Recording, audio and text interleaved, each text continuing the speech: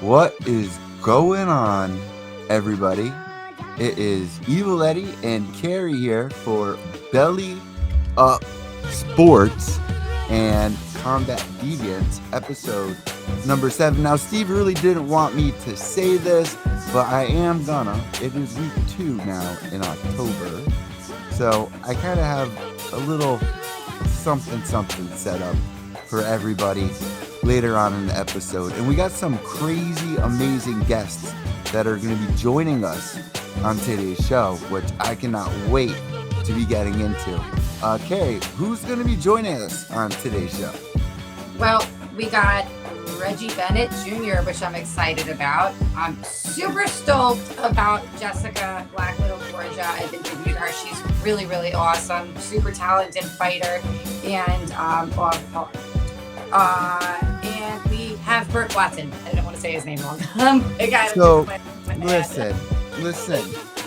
Since we usually don't preview who we have for guests right away, having BURT WATSON on, and we aren't even at episode number 10 yet, this is absolutely amazing. I'm going to check the live audio. Before we start anything, guys, make sure to subscribe down below, follow us, Combat Deviants on YouTube. We also are on iTunes, Stitcher, Spotify, all that good stuff, and we're actually killing it. We're going to be making some big changes coming up soon, and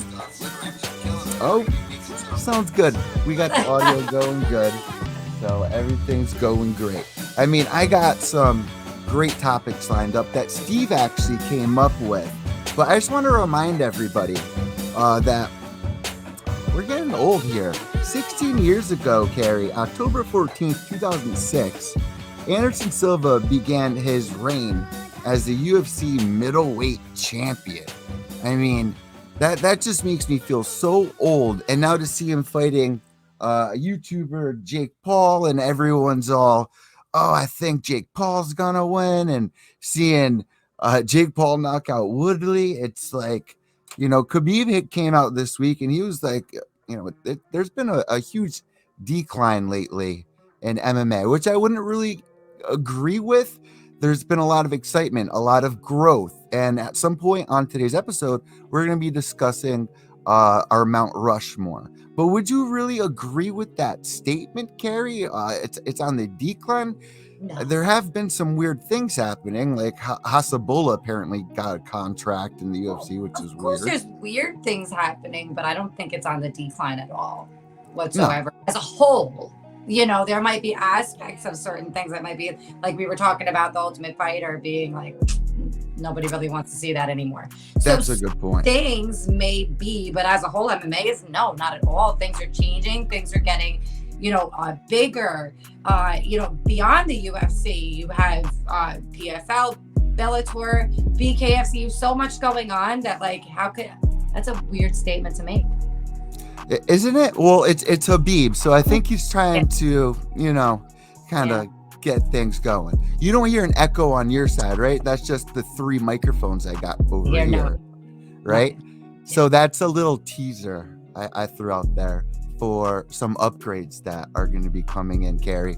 We're going to be getting a soundboard. We're going to be getting some new mics. I'm going to be sending you some stuff. We are going to be making some merchandise as well. So, awesome. Carrie, I really want to bring this up to you because we got the gorilla as our logo, right? Yes.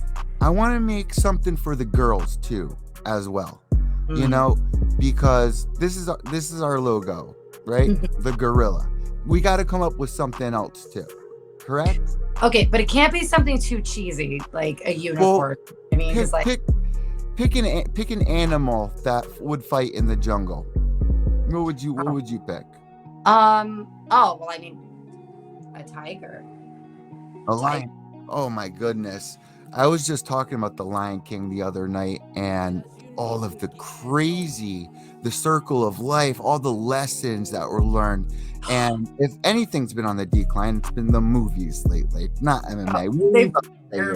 You just reminded me of one of the cutest moments that I saw in mixed martial arts when I was at Invicta FC. I think it was 47, Zapatella versus Ducote 2. When Courtney Lion King, when she came out, and I believe she fought, what was it, Chelsea Chandler, and she came out to the song Lion King, and you see this guy just take his kid. And it was just the cutest thing. The whole place was dying. It was adorable. It was you know what? That's going to be one of the questions for BURT WATSON when he calls in here soon, because he's had so many legendary stories happen through his day. I mean, going back, I got to go through my notes, but like just off the top of my head, even the UFC embeddeds now, it doesn't feel right without Stitch there. It doesn't feel right without Burt there. I got to ask him so many questions. He used to have so many amazing clothes. I got to wonder, where did all those clothes go? You know, this is the one thing that bothers me. I got to bring this up, Karen, and you probably feel the same way. Back in the day when I would see Stitch, I would see Burt, I would see, Goldie. It felt like a family. It made the UFC feel more homely in a way. Yes. Right? Do you feel like that's been missing, or do you feel like that's still there? Because we just got someone resigned. Brendan Fitzgerald was just resigned. I just saw on Twitter just now. Mm-hmm. So do you think there's something missing there? Because BURT WATSON was called the babysitter to the fighters. I do. There is something to be said for that. You got Goldie gone, but you got a lot of new guys that are great. But there's just something missing. Maybe it's the older guys. Maybe it's like having somebody there, like, right? Having someone around that's like, a little seasoned in there. It's like going to an event and not seeing me or you there, basically, like on press row. Or it's like not seeing. It's going to be better count. Yeah, or like not seeing Ariel Helwani there. So I'm basically saying I really miss BURT WATSON, Roland, and he's had some funny stories. So I can't wait for him to be calling in. And fun facts, I don't think anyone even knows this. He actually met Nelson Mandela, or maybe that's a Mandela effect. We're going to find out in just a little bit. Also, what's your favorite Mandela effect? So you want to talk some Mandela effects? I wanted to bring this up for week 4 of our October Halloween special. I'm gonna freak. Go on. UFC MMA Mandela effects, things that you remember that never really happened. That's a good one, right? Okay. Yes, I like that, because I feel like, did Ronda Rousey and Miesha Tate fight 2 or 3 times? Three times. They fought three times. Twice. I said that so many times, and so many people have battled me on it. I'm like, if they fought a 4th, it wouldn't even be worth it, because there's no point. And they fought in Invicta. Then Ronda came over as champion. Then Ronda was supposed to fight Miesha because she did the season of the Ultimate Fighter. But Carmouche. Kat Zingano was actually supposed to be the coach, but Kat Zingano pulled out, and Ronda was pissed. And it's kind of funny that you bring Ronda's name up, because one of the rumors why Burt left the UFC was because Dana apparently sided with Ronda's team, or it had something to do with Mark Munoz. So I really want to get to the bottom of that. I'm sure people have heard it over and over again, but this is Combat Deviants, and we got to ask some deviant questions. So, Carrie, one of my questions, I'm jumping a little ahead here. What was your favorite thing to dress up for Halloween? Okay, I've had so many great Halloween costumes. I make them myself. I do theatrical makeup. I've been over there. Your whole crib is Halloween. It's great. My entire wardrobe is a Halloween costume. I dress like a freaking superhero every day. I'm always in leggings and like a tight top ready just in case shit happens, right? Yeah. Definitely between the keyboard warrior that I posted the other day, because that like people were coming up to me like, yo, that is fucking epic. It was such a good costume. That and last year Captain Marvel was great. Because people were coming up to me like, you look like her. I'm like, thank you. I'm glad that you brought that up, because at some point in the show, I'm going to be asking everybody, who would the person below you be if they were to dress up for Halloween as a UFC fighter? So we're going to be getting into that. Carrie, what else are we going to be discussing on today's show? Because there is a lot. All right. So I know that we have some different notes because we all have some different opinions, but I want to bring up PFL, the championships at the Hulu Theater, Madison Square Garden. We are back. Eddie, you gotta come. I definitely want to talk about that, but we have so much to talk about. USC Fight Night, Grasso versus, and I can't, Arujo. I don't want to pronounce her name wrong. Carrie, before you even talk about the card, tell people why they should go, because every time I've been there and you've been there, it's one hell of an experience. Like, usually people are like, it's better to watch it at home, but the Hulu Theater, it's so personal. I mean, you could be a couple seats away from Kamaru Usman. Like everything's right. Everything is right in front of you. What have been some of your favorite things about going to the Hulu Theater, Madison Square Garden? One of my least favorites is trying to find where the media check-in is. I did a vlog on it. It took me 45 minutes to find every time I've been there while it's raining. But what are some of your favorites? Because we've got to see some epic fights and epic fighters like Nate Diaz, Kayla Harrison. So what's some of your favorites, Carrie? So I love that I have like really great relationships with officials and with even commissioners and stuff. So I really, really enjoy that I get to see people that not everybody knows because they're more in the business end of it. And but one of my favorite memories ever was when we were there with Lindsey Van Zant. And we're sitting there and they're doing the Star Spangled Banner, and all of a sudden Dan Mergliotta turns around and looks at me and he goes, and I was and he came up after it was over and gave me the biggest hug and spun me around. She's like, how do you know Dan Mergliotta? I'm like, I know everyone. You know what? Everybody. If I'm sitting next to a referee, I'm going to introduce myself like they're my colleagues. It's not, I don't do the fangirl thing. So I have a very good relationship with him. Kevin McDonald is a personal friend of mine. Very, very fun. He's actually one of my favorite personalities out of all the refs in my MMA. So Steve is checking in right here. No, Burt has not called in yet. Steve says he is on his way to be calling into the show. Elm City Drill says, can't wait for Evil Eddie to make us crack up tonight. Well, I'm definitely going to be doing that. Like I said, we got Reggie calling in. But one of my favorite things, Carrie, going backstage at MSG was one of my favorites. I got to see the giant checks that they had backstage. And here we got Burt Watson checking in with us right now. What's going on, Burt? Man, you know what? I am so sorry I'm late, but you are not late. You are not late. Right on time. And you know what? You blame her. That's Mrs. Watson. Oh, we don't blame Mrs. Watson. and I'm gonna tell you something. That's the first time she's ever done a show with me ever in my career. So you get it first. Burt, man, you always bring the spirits up. You've had such an amazing life. Have you ever thought about doing like a documentary or anything on you? Because I mean, we could go back and watch all the embeddeds. The embedded are not the same without you. I'm in the process of working on something, and I'm in discussion with some people to do something. So I'm excited, but I'm always listening to options now. Now I know I need to listen. Okay. But it's been amazing, just meeting people like yourself and you guys and everybody else and everybody keeping me relevant, because this is a hard road to hoe, baby. It is. And I give you a lot of credit, man, because it's always the people that keep a smile on their face that are usually hurting the most, right? Yeah, I've heard that. But you know what? My smile is real because and now I'm going to divulge something else to you.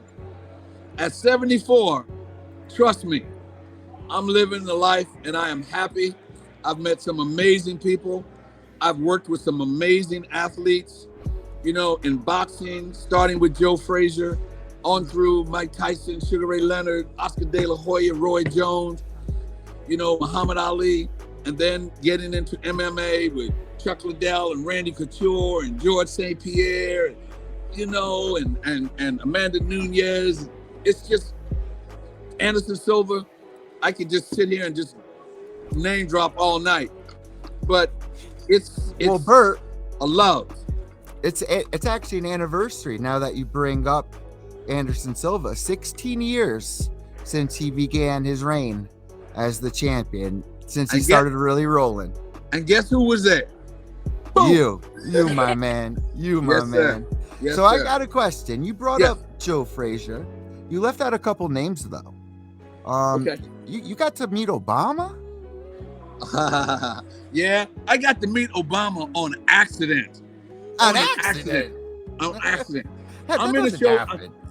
I'm in a show in Pittsburgh. So we're doing some things, and one guy was in the workout room, and he said to me, "Well, the treadmill's not working, and this is not working." And I said to him, "They're working because I checked that before you got here." But he said, "No, it's not." So I get up and I said, "You know what? You wait here. I'm gonna go check that." So I went over to check, and there was some security guards standing out there, and luckily the hotel manager was there. So I said, "You know what? I need to go in there and check the treadmill because this guy's telling me something's up." He went over, he talked to the guys, security guys said, "Come on." They walked me in the room. Room's empty, 2 other guys in there, nowhere in my head, because I've seen security and I'm used to security, so I wasn't like wondering why security was there. But as I'm walking through, I hear one of the bicycles pedaling. I walk around the corner, and who's on the bike but Mr. Obama? No. And I wanted to say, "Oh shit," but you can't say that to the President of the United States. I got a question now. How is he doing on the bike? I mean, who you know what? He was sitting back with the newspaper and he was reading. And I looked at him and I said, "What's up?" He said, "I'm fine. How are you, sir?" I said, "I'm fine." I turned around and walked out. I walked out of the room, and in my head, I said, "I don't believe I just said what's up to the President of the United States." I called my mom. What's up, Obama, baby? And I said to my mom, I said, "Guess who I just met?"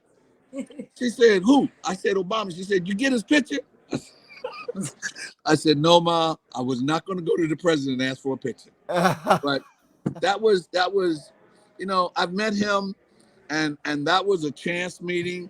He was I was surprised the security let me in there, Secret Service, but they let me in because I was with the hotel manager, and he vouched for me. But to go in and to see him sitting there, boom, you know, same thing. I met Mandela like that. And you're stealing all my questions here, Bert.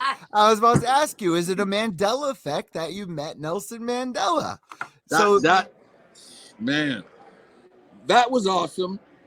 It was, he was at the United Nations. He was at the YMCA in the swimming pool or something. You were about to say. No. What happened was when Nelson Mandela got out of prison, he said that the 2 things he wanted to do, well, a couple of the things, was to meet Joe Frazier and Muhammad Ali, because he was an avid boxing fan. So they called our office and said that Mandela was going to be at the United Nations, and they wanted Joe for a quick shout out. So we got in the car, we drove on up there. We got to the United Nations, they took us down in the basement. But I'm used to going into the basement underground with Joe Frazier and Muhammad Ali. I walked in, turned around and walked in this room, and who's standing there but Mandela? I'm looking at him, and I'm, you know, like he was glowing. You know? And luckily, I said to Joe, I said, "Let's take the WC belt, the belt that he won March 8th, 1971, from Muhammad Ali." What memory you got, Bert. Wow. Hey, I lived it. It was Bert's an elephant, man. I'm telling you. Bert's an elephant. He don't forget nothing. And here's Steve for the audio listeners. Steve, welcome. My man. So we Friday took that Night Lights, man. When you got kids playing football, sometimes things go a little bit over. It happens. Ah, man, trust me. Steve, he's Oh, they telling were us. killing it, man. They beat them boys 40-20, man. It was a whooping. Oh, wow. They were just running them ball down them poor kids' throats. I felt bad. He's telling us how he met Nelson Mandela and Obama right now. Hey, man. You know what? That Bert's was got some legends in his pocket, man. But you know what? I'm going to tell you something. Out of all of that, the biggest surprise for me, and my wife is sitting here so I can say that, I met Sade. Oh. I was, and I got a private one-on-one in our dressing room because I was going to put John Jones and those guys in that dressing room. That was one of my mom's favorites right there too. Sade. That was one of my mom. Dude, that used to be in the car for my entire childhood. You're like my son and daughter. All they listened to was James Brown and the Isley Brothers and Barry White. That's all they heard. That's because you ingrained it into them, Bert. Now, Bert, I heard you're a wedding crasher as well. Okay, damn. Who was that? For Joe Lozon. I heard you crashed Joe Lozon's wedding. Well, I kind of crashed, but I also got invited. But you know what? They asked me to dance. Well, I did.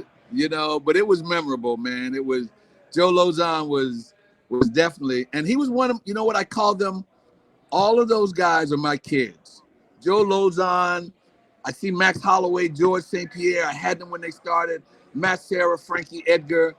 You know, when they were kids, when their eyes were big and bugged because they were there in the UFC. And honestly, when I started with the UFC, I had no idea. I knew what Bruce Lee and Bruce Leroy. That's as much as I knew. I knew nothing else about MMA because I came from boxing. But when I got my first, I did my first MMA in 1999, I think. My first UFC was UFC 30. Wow. And that was either 2000, 2001. Wow. But what I was amazed was that I used to see in boxing, you got in the ring and you kicked somebody's ASS, and then you kicked him and then you talked about his mama and his family, and there was no real love. When they were serious. But when I got to MMA, I saw how guys did that and they bowed and respected each other, and it was I wasn't used to that. But to see it, man, it was definitely awesome for me to see it. And now looking back on 22 years ago, my goodness. To be able to say 22 years ago, to see now where it's come. And now I'm with Bellator. Yep.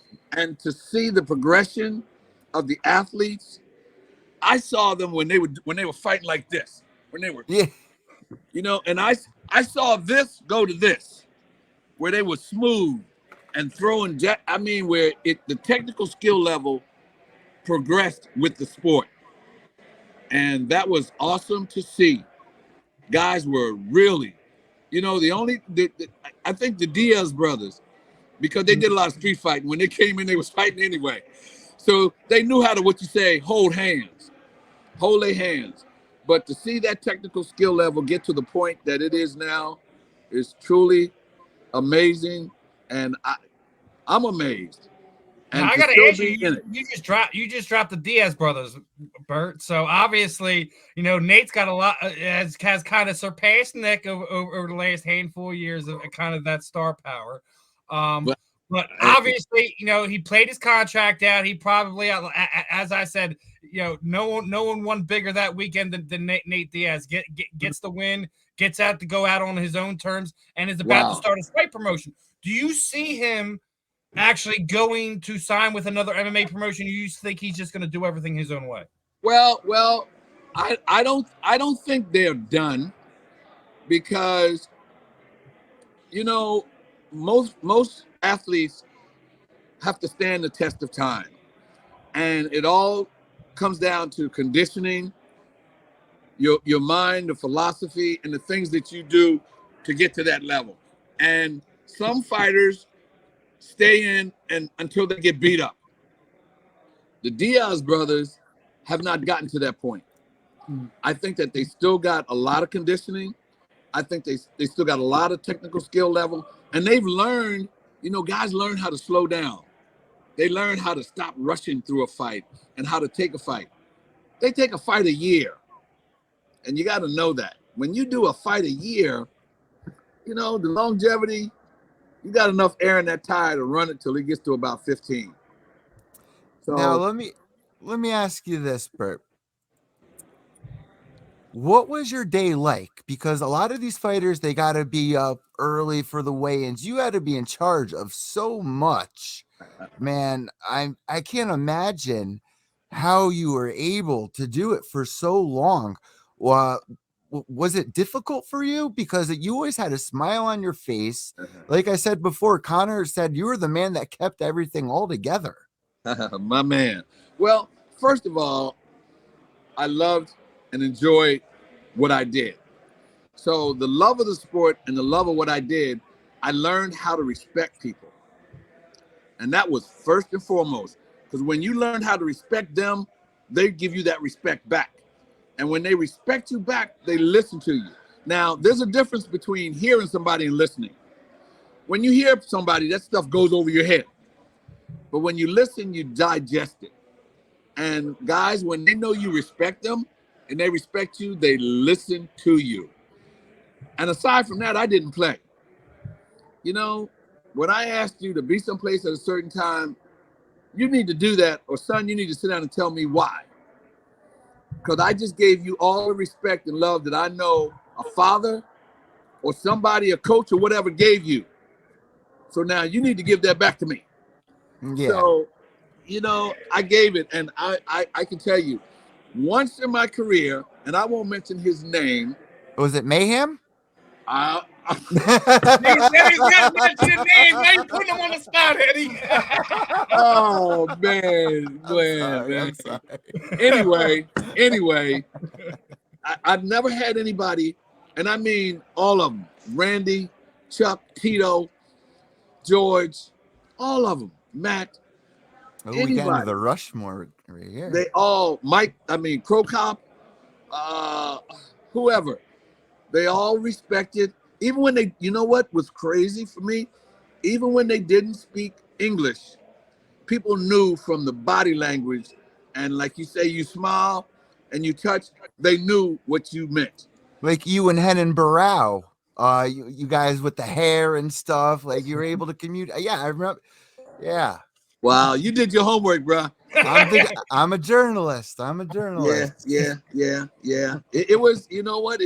I had a hotel room call me one time and say, Mr. Watson, we got a problem. I said, what's the problem?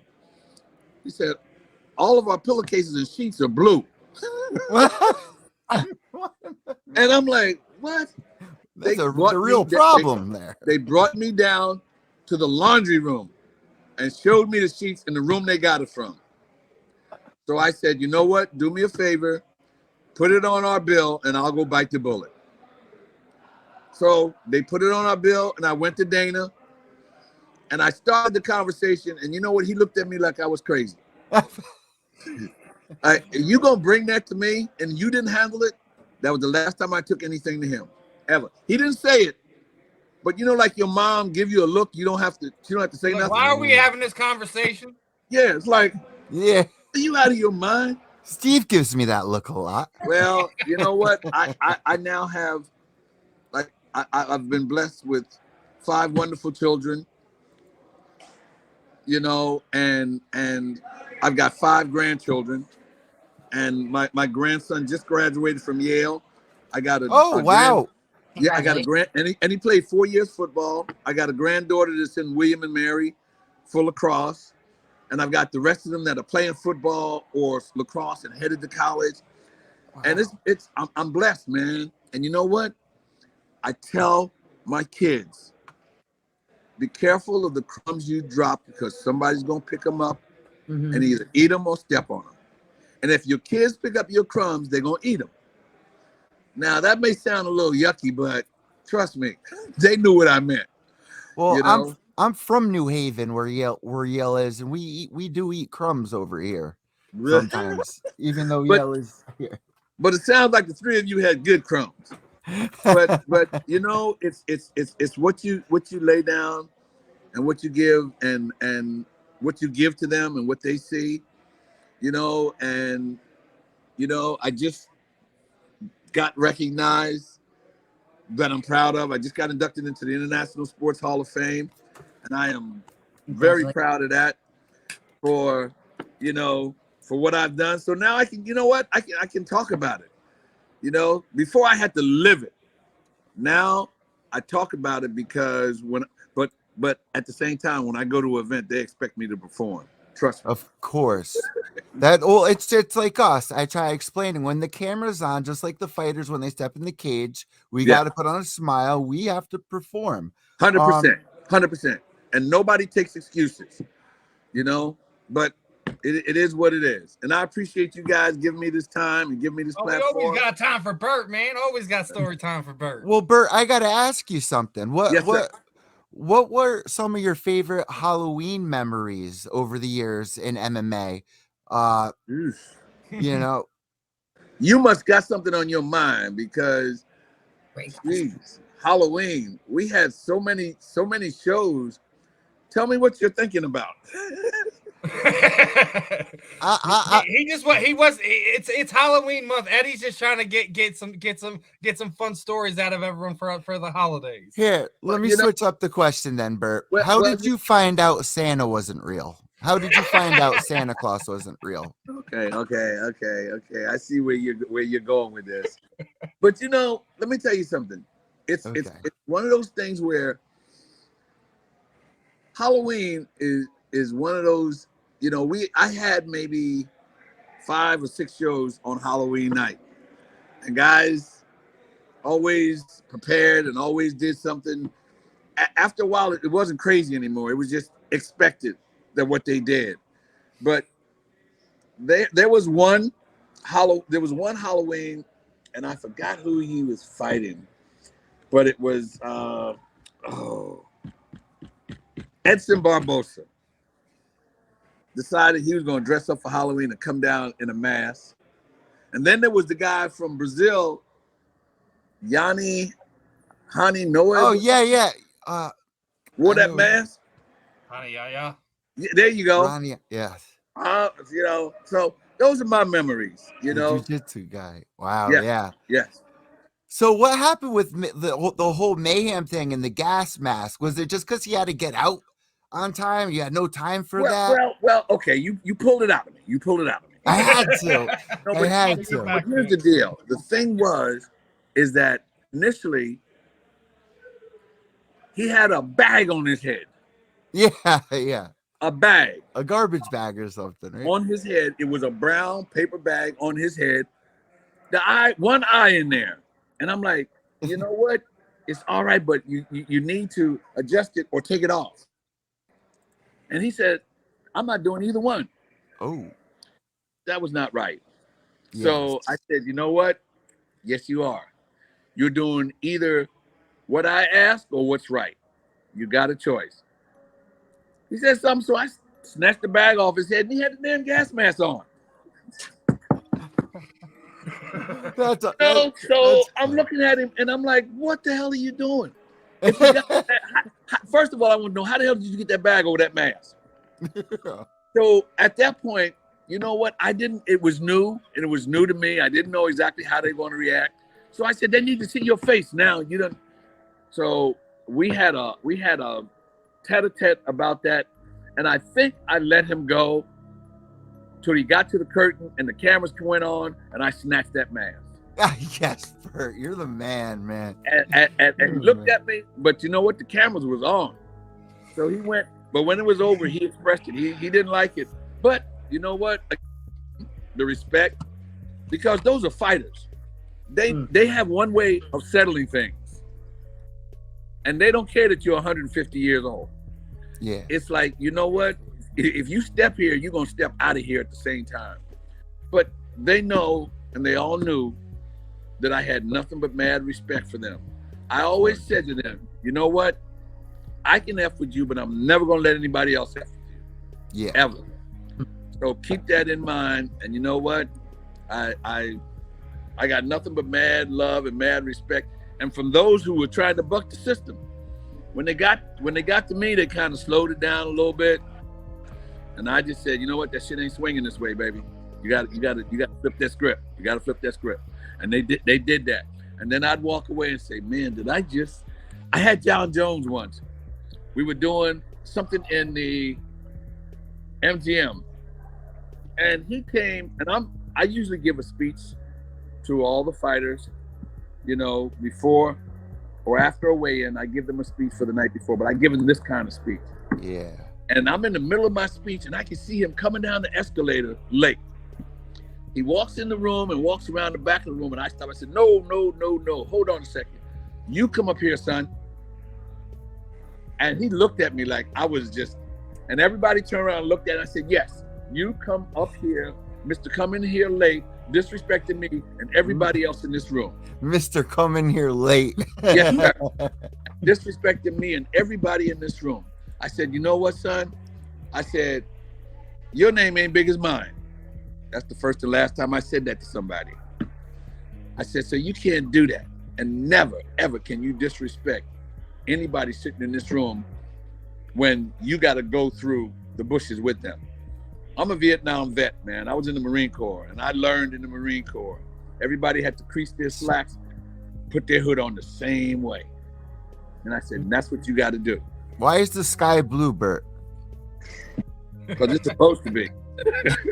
All right, let me switch gears here real fast. So, Bert, obviously you've been around combat sports on all sides of it, man. Yes, sir. You know, everyone likes to throw the thing goat around and everything like this. I'm going to go about this a little different. Who's your Mount Rushmore of combat sports? Randy Couture. Without a doubt, I'm going to agree with that. Then you asked for the Mount Rushmore. See, but I didn't say MMA. I said combat sports, so we can go okay. boxing. We can yeah, I got you. I got you. Because I'm going to name those that I think sometimes, you know, I do a podcast called Legends to Legends, and it is just that.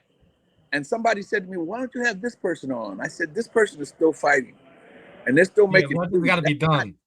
Legends got to be done." So, I've got Randy Couture. I've got, of course, Joe Frazier, Muhammad Ali.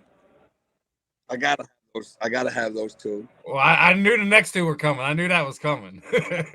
without, and I put Joe Frazier first, Muhammad Ali.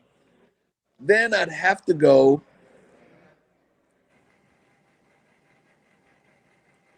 With George St. Pierre. I knew you were going to say that. George, see, a lot of people forget about George. Everyone gets so obsessed with Khabib's run. Everyone thinking like that George St. Pierre didn't exist or something. I'd have to put George up there, and I got to tell you, I'm trying to think, and you know, I cannot remember her name, and I feel crazy that I can't, but I got to put her up there. One of the first females that I worked with, I started with Layla Ali, was actually the first female. I went through Layla, I went through Christy Martin, but Layla changed the landscape of women in combat sports. She made it where it was visible, the cameras were there, Showtime followed her, HBO followed her, so you know what, they followed women in combat sports. And I think that that's probably one of the things that has not been given more attention to is women in combat sports. Amanda Nunes, you know, they deserve Kat Zingano. I mean, you know, it's these women are still blazing trails. And I think that a lot more recognition has to be given to those. So somewhere I'm going to put two women up there, save a spot for some women to get up there because they need to be. Yeah, I was like, you need more because like you see what Amanda Serrano's doing right now, Clarissa Shields is doing right now. Yeah, they're blazing trails in boxing right now. You know, And you know, I agree with you that I don't think enough of the female combat sports stars get enough credit as No, they don't. They should. Rose Namajunas is somebody who, you know, who's a multiple time champion. I don't feel like she gets the push that she should probably get either. I remember Rose when she was trying to corner Pat. Because I remember when Pat fought Krokop, was it? I forgot when I first met her, but she was just to me, they're all kids, because I'm 150 years old. You know, and I remember when she was young and just kind of starry-eyed, and, you know, now she's, you know, but all of them, I mean, you know, it's been a hell of a ride, man, to sit back and look and see that. And, you know, my very first fight was March 8th, 1971. And that was Joe Frazier, Muhammad Ali. And that was it for me. That started me in my career and started me interested in combat sports. And I boxed a little bit in college. I won one and lost one, and I was done.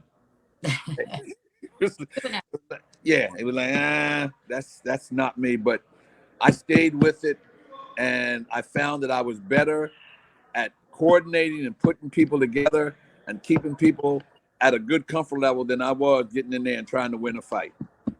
Well, you're good at snatching the gas masks too. Yeah, I did that. Yeah. And you know what, Bert? You always dressed really nice. You always had on really cool clothes. I remember you used to have this Bruce Lee UFC shirt. I wanted it so bad. It was a red shirt that you used to wear. Still got it. You still got it. Still got it. Oh, and that's awesome. It's still fresh. It's still fresh. But I've also put myself in a little clock in a corner where, you know, I got to represent. And yeah. And you know, right now I'm Fedor sweater. You got to rock. You see it, don't you? Oh yeah. I see what you're wearing. I'm having a great time with Bellator and good people, and, you know, see the new champions coming up and the way things are going. Well, Benson Henderson loved you. How hard was it to see him? He retired, correct? Well, last fight? You know what? I think he did, but I tell you what flipped me was the last fight he had to see children. I had these kids when they couldn't have children. Okay, you know, when he had his pro debut, and to see him as a father and 2 or 3 kids running around, I'm like, holy mackerel. You know, that's a reality check when I see those kind of things and see that I've you know, I've worked with a few father and sons, you know, aside from Joe and Mark and Randy and his son, and a few brothers combination. But when I see their kids, it's, you know, and Ben is legitimately a nice kid, nice guy. I always thought of him as a Zen master until he gets in that cage, and he flips that switch, and he looks like he wears glasses, but he doesn't. Okay, but when those eyes go like this, he's done. Done. I met his mom. His mom is nice. I met his entire family. All right, so we got 2 more before we get ready to let you go, Bert. Good, I know what was it? I think 2 weeks from now we got what was it, Jake Paul and Anderson Silva. Do you think Anderson's gonna teach Jake Paul a lesson? Well, I'll say this. They both have learned how to fight, learned how to box. There's a skill to learning how to box. Anderson Silva, as quiet as kept, has always been a good boxer, but he never had to really use that in the octagon. His spottery technical skills, grappling and so forth, were always, that was it. But he never had to display his boxing skills, but I know he can legitimately box. And I think if he doesn't get reckless, because Jake Paul does have a knockout punch, whether they think it or not, he does. anybody that gets close enough and get clipped is going to get knocked out. So I think if Anderson kind of keeps his distance and frustrate him, because nobody has frustrated him in later rounds, Anderson's going to stand a good chance. I think if he doesn't think about it and rushes in there because it's Jake Paul and you want to get him out there, I don't think that's a good strategy for him. I think if it goes past 3 rounds, 4 rounds, I'll give it to Anderson Silva. I already said I think Anderson stops him in 5. I think so. Okay, I said 3 or 4. I give it to Anderson. So we about on the same page. Yeah, we're in the same on that one, Bert. Yeah. Now there's being in Bellator, there's a lot of rumors going around. Fedor's last fight is coming around. He's looking for something special, and Anderson's name has been thrown around. Who do you eventually see Fedor be in that retirement fight, being the one that just this is going to be his swan song? Well, I think a retirement fight should be memorable for the person that's in it. I don't think they need to take a guy that's going to retire and put him against a guy that's on a fast track. Guy's going to retire, and it's his retirement fight. The public, if you put a legitimate name in there with him, the public is going to accept that. And I see him fighting another name that's at his level as a retirement fight. I agree. Him and Anderson Silva, I think that's good in namesake, but the styles are so different. Completely. The styles are so different. So Definitely. and I'd like to see Crow Cop, and I'm sure they would like to see him go out with a victory, or at least in a good matchup, as opposed to something that's one-sided. Yeah. I don't want to see him beating up a can. I don't want to see him beating up an up-and-comer. I want to see something that's even, that makes sense, and that's fun, just not just for him, but the fans and everyone involved. I just want to see a fun matchup. I want to make sure that I'm there. Yeah, we got to make sure Bert's there for that one. That's gotta be a special one to send Fedor out on his last walk. That definitely has to be special. Yes, sir. If anything that I have from all of my years in combat sports, which now is at about almost 40, I have pictures of everybody I've ever been with. Wow. Yes, sir. I got pictures. You're the Obama of MMA. I want you to know that. You hear that, Miss Watson? How? I later, call me Obama. I didn't save anything else but my pictures. I got pictures with you. That's the only picture you don't have, though, is of you and Obama, though. I was afraid to take a picture. I was in a room with him by myself.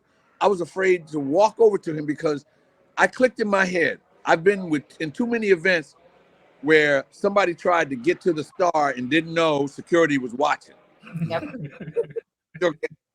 And believe me, the president of the United States is few levels above just a star. Oh yeah. They would have sniped me from the roof. So you know what? I played this. I didn't go in my pocket.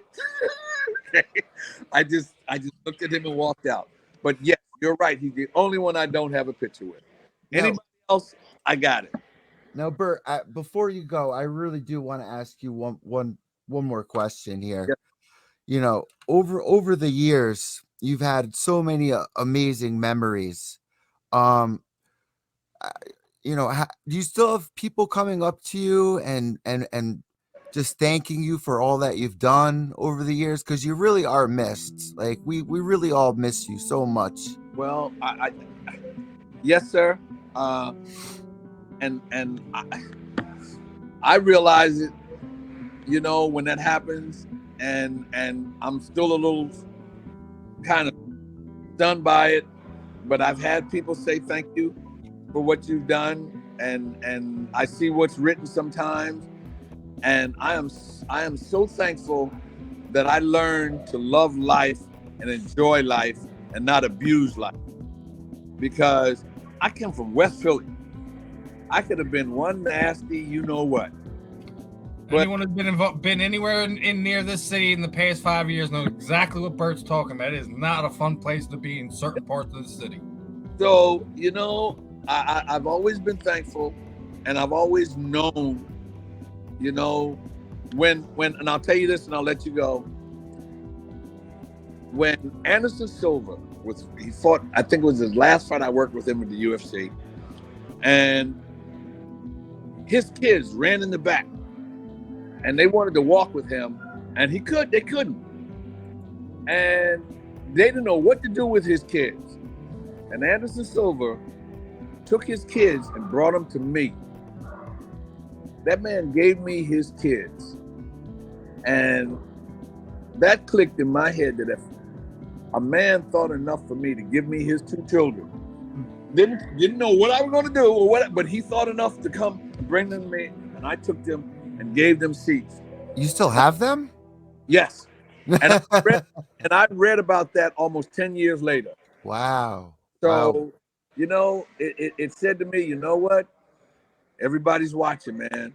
Yeah. People don't forget. But he thought enough, because they know. I mean, how many people take their kids and give them to somebody and said, take care of them? And that's what he did. He said, here, gave me his, and I think they were like, one was like maybe 14, the other was like 16, but they were old enough to get in that arena and to be seated that close. And I took them, and he thought nothing, went out there and won his fight and came back and thanked me. That's amazing. That I really hope you realize what that really means, and it seems like you do. You really are looked at like, you know, a father here in MMA. And I think you belong on the right. Bert's our grandfather for combat sports. If people don't know, man, they should.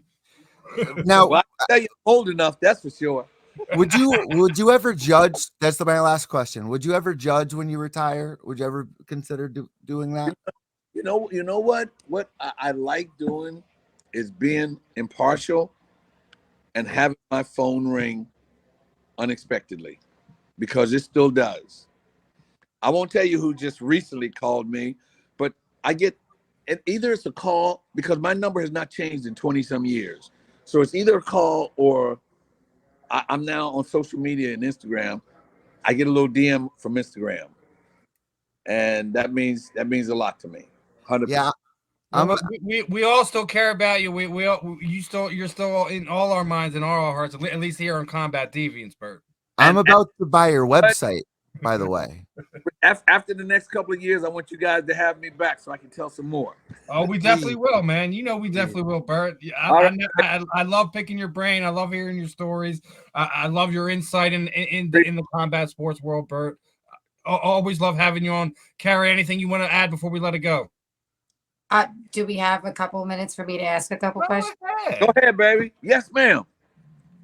Bert, you've been through so much. You've been, with the UFC, you've gone through Bellator. How was the transition? How was going from, UFC was great, but Bellator is an amazing organization. They don't get enough shine. And I mean, there's a lot of people from UFC there now. It's amazing. Well, it's the transition was easy because it was good for me to still be relevant. It was good for me to still be in the sport at a high level, and then when I see the guys come over, and what was good is that, they knew who I was, and they accepted that. And the transition was easy because they accepted me. Now I'm called Mr. Watson, because I'm an old man or whatever. But you know what? The transition is good because I can see and I can feel the sport and what I've done in the sport and with people. I feel it now because I hear it, and I love it. You got another question, ma'am? Well, I actually was going to say, I'm looking at a lot of pictures of all of your work, and probably one of my favorites, and it's not a picture of you, it's actually a picture that somebody made, one of those meme things, and it says Daddy Daycare, and it's got you being pulled by all these fighters on a billion ends, and it's just, you're the fight dad. You know what? Epitome of who you are. You know what, ma'am? You just brought, I told you that Mount Rushmore of women, I'm going to put Ronda Rousey. I knew you were going to say her too. Ronda Rousey, because that picture with Daddy Daycare had her. I had her and it was Cain Velasquez, and it was all the champions at that time. It was about 20 people with there pulling my tie and my hands.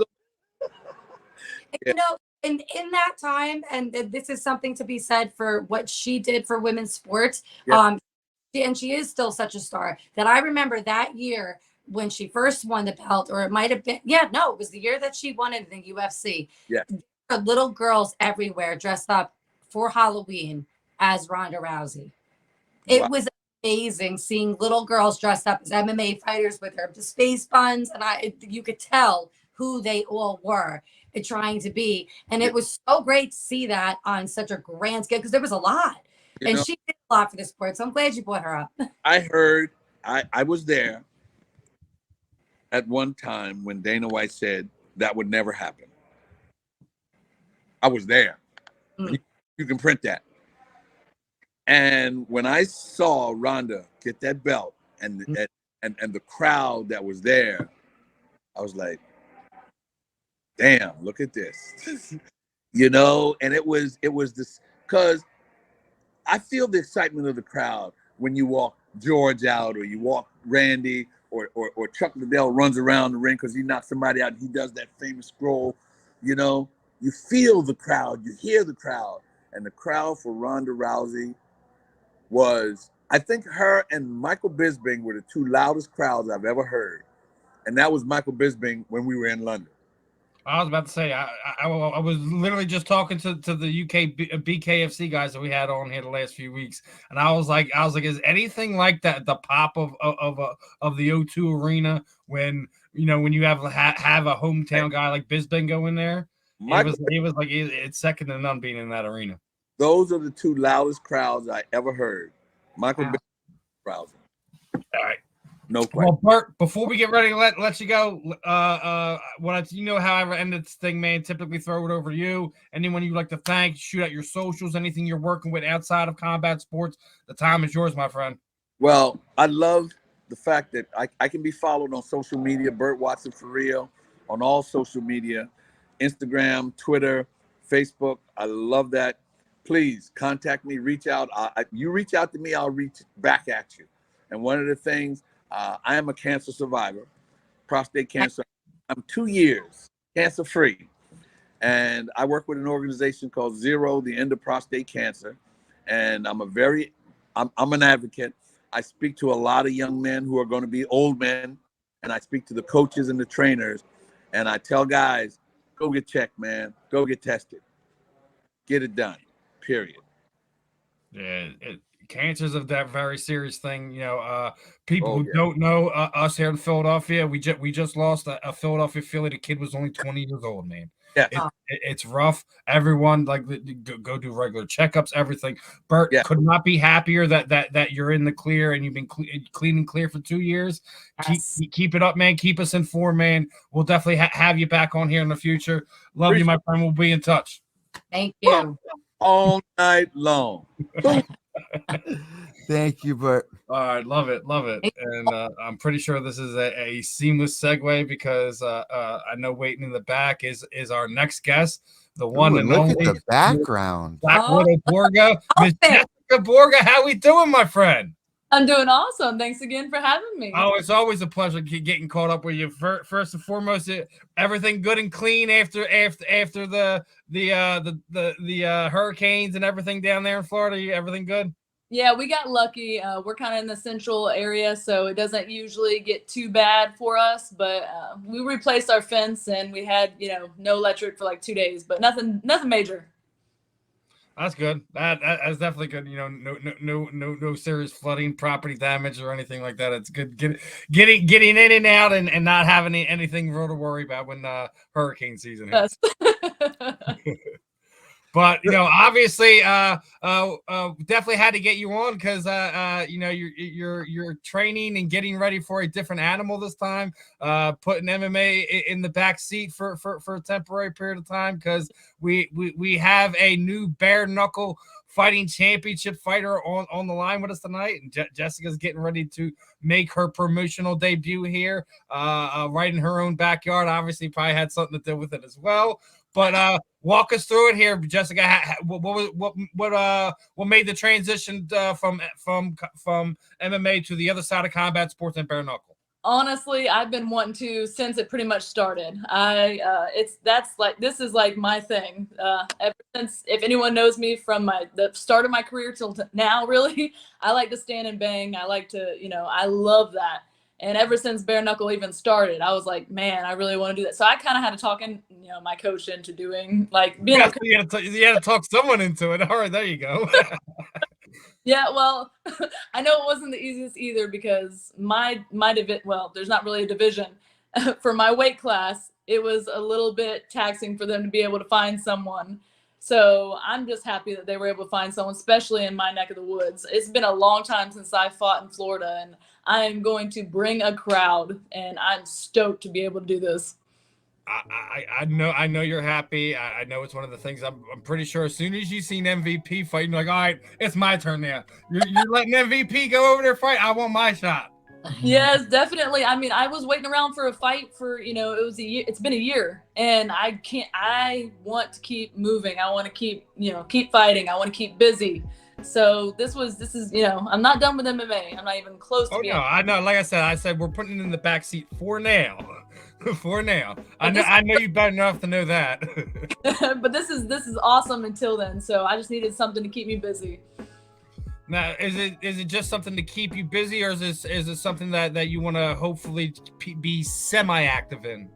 I would love to be active in it. I really would, especially if they get a 145 division. I know that's kind of it's not definitive that it's going to be there, but it would be awesome if there was more girls that, were in my weight class.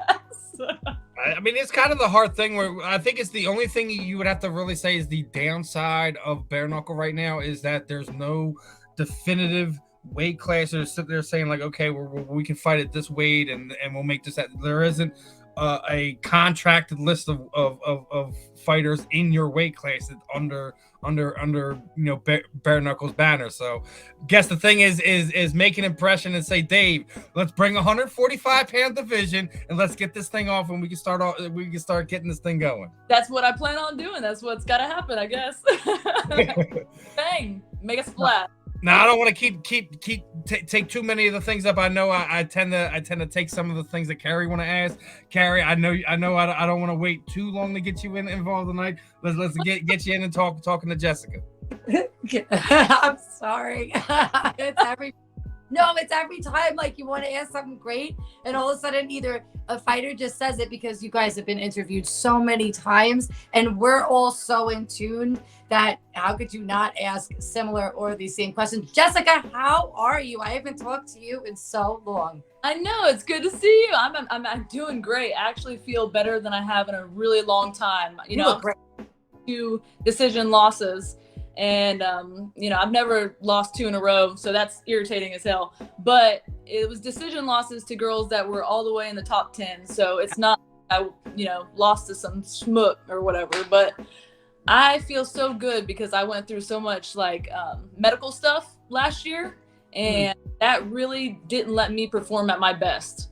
So, and I'm feeling really good for this fight. So I'm excited. You look good. You look like you're in great shape. You're glowing. And I mean, it's amazing to see you getting into something different. I think that's awesome for you. One, we've all said before, BKFC happens to have a look. They like girls that have a personality, that have a presence. And you, my dear, personality and presence. My person get through the doors. How do you feel walking there post MMA? Oh, did you? I don't know if you heard me, but how do you feel walking into that cage doing bare knuckle as opposed to doing MMA for so long? I honestly don't. I mean, of course, I've been practicing just, that one martial art. So it's different than practicing all the martial arts.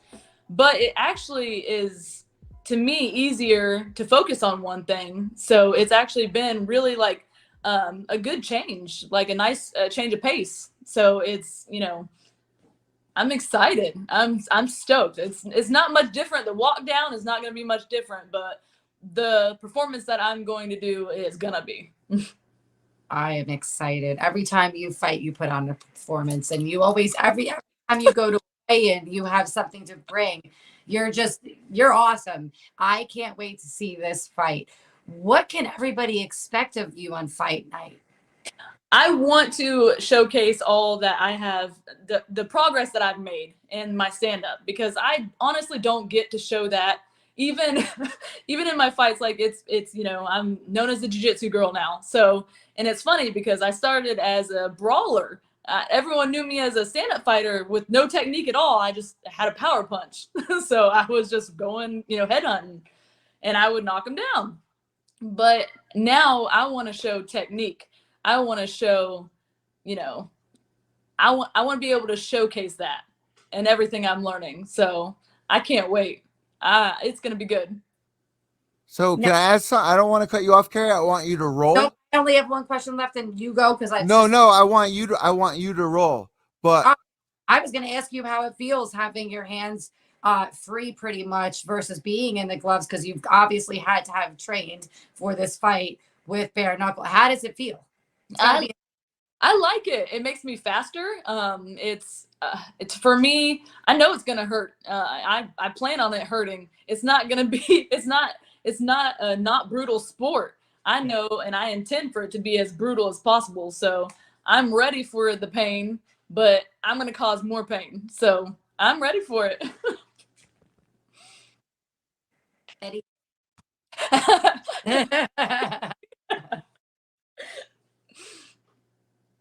Is he there? Eddie? You took too long on your question. He just left. So I have a question. What are you going to be doing with your hair on fight night? You always have awesome styles. Do you have any mind? As long as it's out of my way, I'm happy, but probably just the 2 French braids back. I'm excited though, because our outfits are a little different with That question was, what are your outfits? I made a spark with mine, so I'm excited to showcase it. Oh, that's awesome. That's amazing. Did you get to have a hand in what yours looks like? Is that Yep. what you just I created the whole thing. Well, I mean, of course, I didn't make it. I had the idea and I sent it in. Oh, very cool. So this is like just going to be a big surprise for everybody. Yes, it's a custom outfit, so I'm really excited about that. It's different. You don't have to worry about, like, you know, the MMA kind of style. So it's nice. I'm so excited. Do you think you might have a career in design? Probably not. I'll probably think it's awesome, and everyone will be like, "What the hell?" No, it might be a surprise in a bad way for everyone else, but I'm gonna like it, so it's fine. Well, we are looking forward to seeing that on fight night. And gentlemen, you can take the mic. I don't know if they're there. No, they left. They took off. She wants to ask 100 questions. No, it was all I really wanted to ask, but the last one was the hand question, because, you know, people don't realize there is a gigantic difference. There you are, Eddie. I don't know if they hear us, but I had to grab my rat because he was looking for me. There he is. He's over here. I wanted to ask you. I was going through. I hope you don't get offended by this. Oh, I don't get offended. I really want to make an OnlyFans for myself.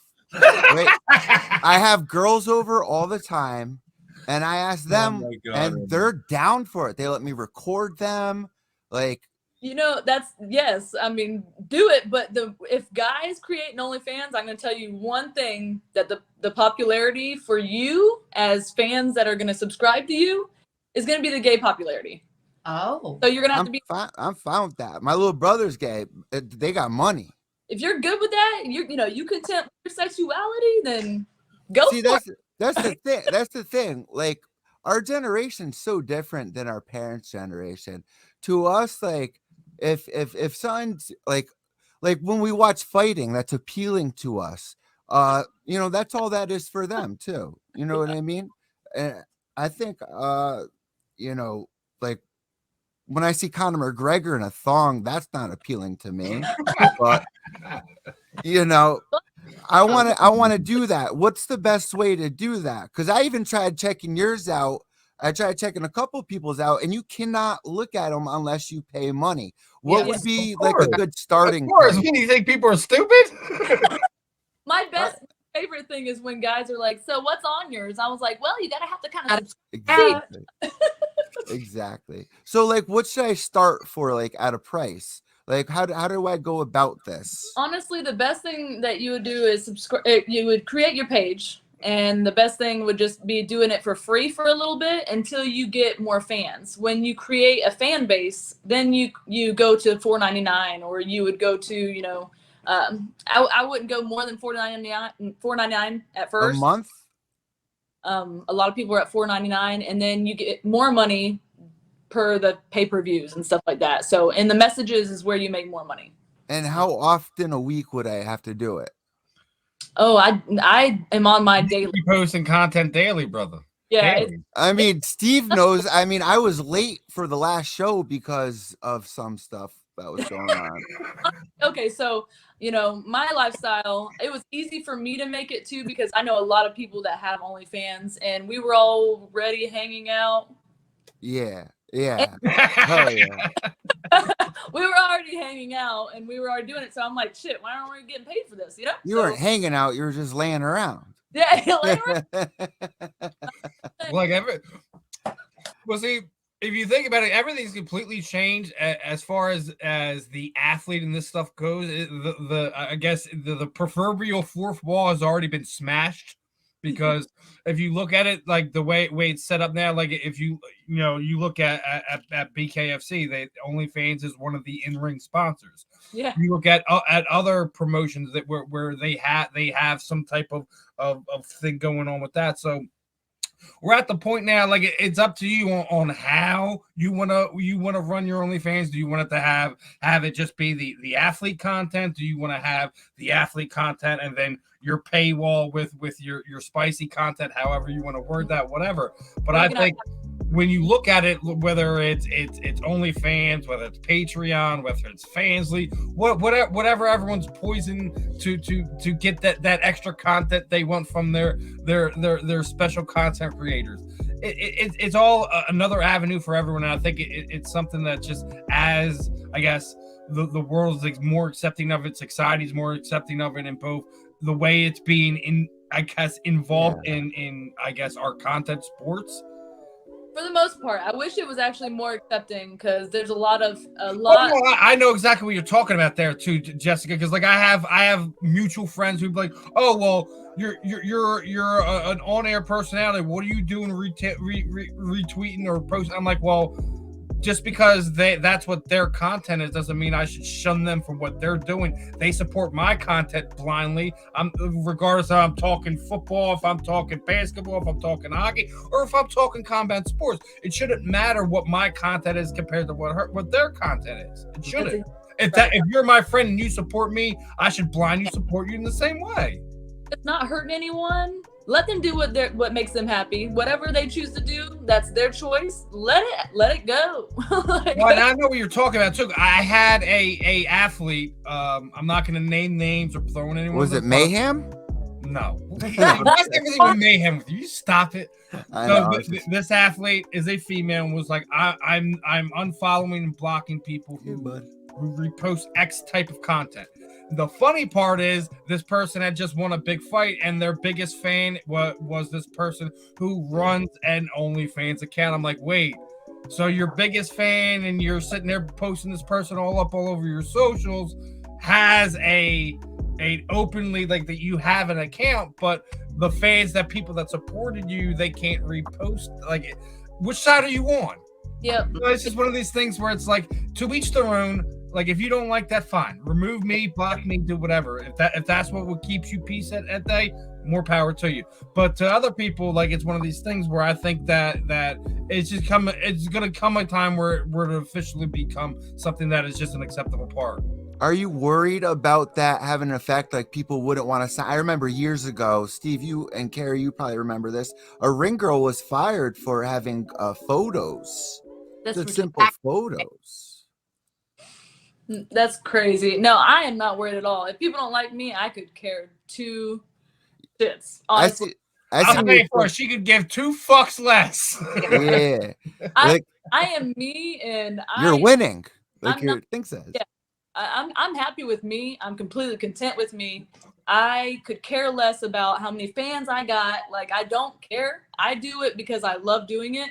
And the people that love me and are real fans, they'll follow. Like, I'm not worried about it. So what's the difference between OnlyFans and Chatterbait? Because I was gonna do Chatterbait as well, which is live. Yeah, so I have, yeah, but I know about it. So I'm not familiar with how it works, besides the fact that it's live. So you know, people will pay. They send like if you're a girl, they send you a little vibrator, and every time you get a donation, it goes off. Yeah. And like that excites people. I don't want to put one in me though, you know. I'll probably get one like look put peanut butter on your balls and let your rats lick. That's how Eddie's gonna land as the Manscaped sponsor. He's gonna shave his what's on Chatterbait. Oh my God. But listen, what happens if this does happen? Like girls do agree, so let me film them. And what if they're like, you know, a year later, like take that down? Like, would I get in trouble? You have to sign, make anyone that posts anything sign an NDA. That's what they have, actually a form. OnlyFans has a form that you actually make everyone sign, that you indefinitely have the right to post all that content. Yeah. So go back and change it. You've got it on a contract. And I don't have to pay for my account, right? Or do I? No, you do not have to. They will. Well, I mean, they take 20%. So you technically, yeah. You just pay them at some point. Well, but it's gonna take a while to build up too. It's not because everyone's freaking doing it too. Everyone's accounts have gone down too. It's not like unless you are like Paige Van Zandt, like someone that has millions of followers. It's not like you make a ton and you cannot. It goes up and down. It's not a for sure thing. So that's why I hustle in I make money off Facebook Reels. TikTok. I see you jamming out on TikTok. Jessica is everywhere. It's crazy, yo. Yeah, that's awesome. And this is one of the things why I'm really excited for her to get this opportunity, so she gets on another stage where she can potentially not just grow her OnlyFans, but just her star, her brand in general. I think it's a great opportunity for her. It's in her backyard. This is one of the things like that fighters typically dream of. Like, listen, like when you get opportunities like this, you just look on her face. She's freaking giddy over there. She hasn't even gotten a fight week. I am. I've been like this since I found out that I got a fight, really. Even before, when I was like hearing that there was a possibility, I'm like, oh, please. I'm just excited. I can't wait. Now, do you agree that when we're starting to look at the way BKFC is doing things, do you think they have a type of fighter that they're looking for when they look at the female athlete? I'm sure they're looking to bring in, the girls that can throw down, plus they look good. So they're bringing in all the crowd from them too. It's a smart business move. If you ask me, I don't care who's going to get mad about it, because there's fighters that are like, oh, you have an OnlyFans, you're not really a good fighter. You don't train. We have OnlyFans so that we can train harder. So that always really ticked me off. But in my opinion, it's a good business move on them to get, girls that have a huge following in different, social media aspects that look good. They want to see girls that look good throw down. I mean, it's sex sells. We all know that. We're not stupid to that. It's sex and violence. It's the two biggest growing things in the world, and people's got to realize that and not get mad about it. People also tend to forget we're we're talking about a sport that is dominated by the what viewer? The male viewer. Okay. So here's the thing. If it's dominated by the male viewer and you have female fighters on there, what's the two things that you're gonna want with them? They gotta be violent. Yes. Obviously, Eddie throwing it down for us, showing us a little preview of what Jessica does on her free time. But this is what I'm talking about. Like, I think they do have a type. I don't think anyone should basically sit there and say that it's necessarily a bad thing for them to do, as long as the athlete themselves actually can fight. What does it matter? It's more eyes on them. It's more eyes on the sport. It's more eyes on the promotion. It's like what was the girl over in Thailand when she won her fight? She flashes half the crowd. Her freaking her page blows up. It was smart on her part. I mean, because it was literally the news, all the news for like weeks. Like, it was smart. It's bad publicity. No, let's say the smartest part that she did about that was smart enough to know where the cameras was that got to her back. Yeah. That's the smartest thing she did there. That is true. If she did it on purpose, props to her. But it still makes them want more, so they go to subscribe to her OnlyFans. Smart girl. But that's also a thing. And the funny part is that you go and look at her. She's sponsored by a former porn star. Yep. It's like you can't ask for. I mean, when you look at what's involved in the sport, like, listen, sex will always be involved in combat sports in some way, shape, or form, regardless of where you've grown and things of that nature as a sport, and things of that nature. Combat sports, you're always going to have, girls will always be a part of it in that part of selling the sport. So what does it matter anymore? Exactly. We already know what it is. We're coming to this is the acceptance of what it is. If that's not what you want, great. You know where you can go find it. That's why that's another reason why I think it's great that a lot of you fighters have it, because then you can direct the idiots out of your inbox to go get this. This is where you wanted to go find and talk to that. Fine. There's where you go. Have a nice day. If I see you on there, we'll have a conversation. Yeah, that's one thing I do not mind telling people when they reach out to me, because I take care of all my social media by myself. And I know a lot of people have other people or companies and stuff do that for them. I do it all myself, and I have no problem telling people when they're retarded. Have you had an issue at all dealing with other companies? Because I did see in the past, like, some people have issues like with paying or you not understanding the contracts the right way. Have you had those kind of issues, and what are you doing now to prevent something like that ever happening again?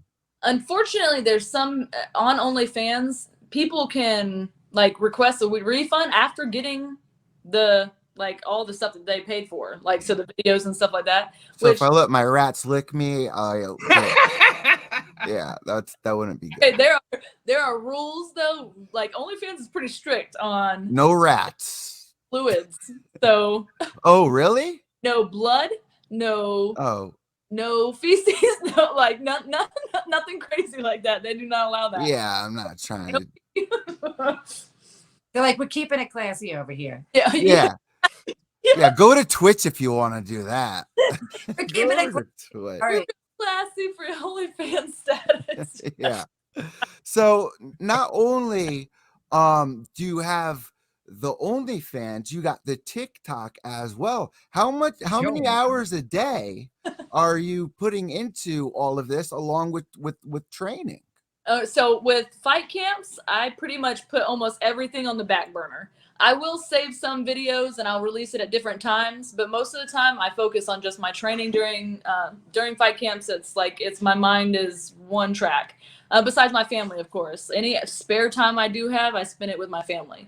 And my last question before I start producing, I saw that your kids are in the Kids World Records. Yeah, so they actually got in the book. I actually bought the book too. I didn't actually know all of them because I only got an email about one of them.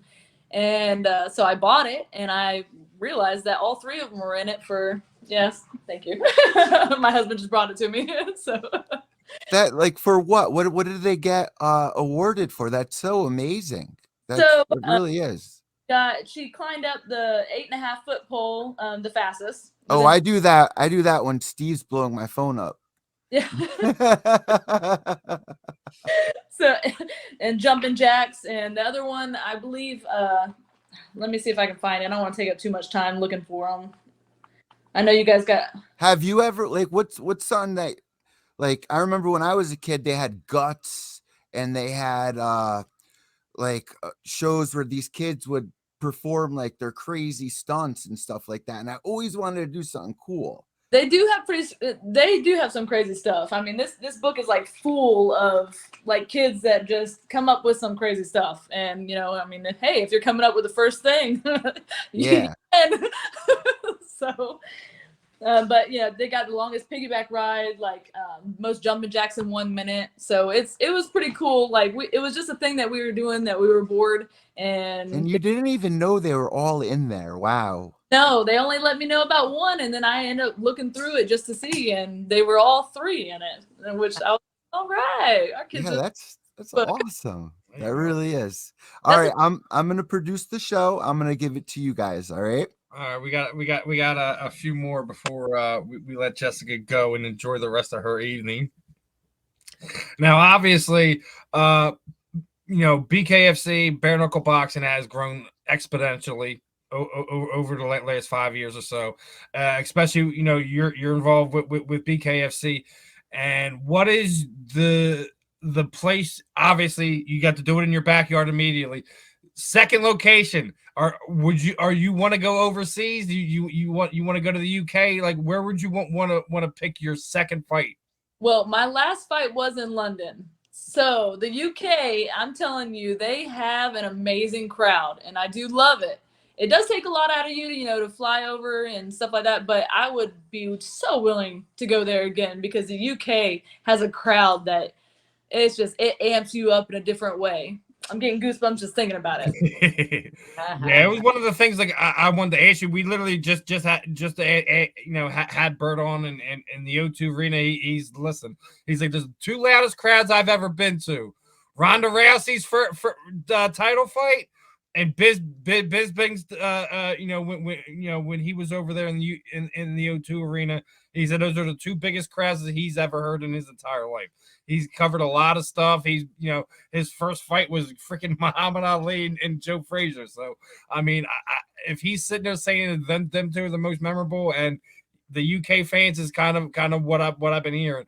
Like, listen, us American fans, we do love us some combat sports, but they a different type of rowdy over there when it comes to combat sports. It definitely was, and I was the underdog going in, and I still got like the crowd. So I was like, I love y'all.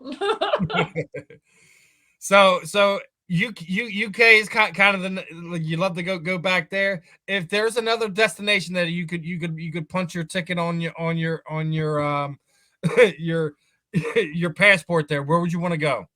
I honestly, Australia. I was like, I honestly have not I have not thought about it like, oh my goodness, this is definitely, I just want to fight wherever and whenever. But Australia, I definitely love Australia. I would love to go there. Halloween's around the corner. What's the Halloween plans, my friend? I know you always do something.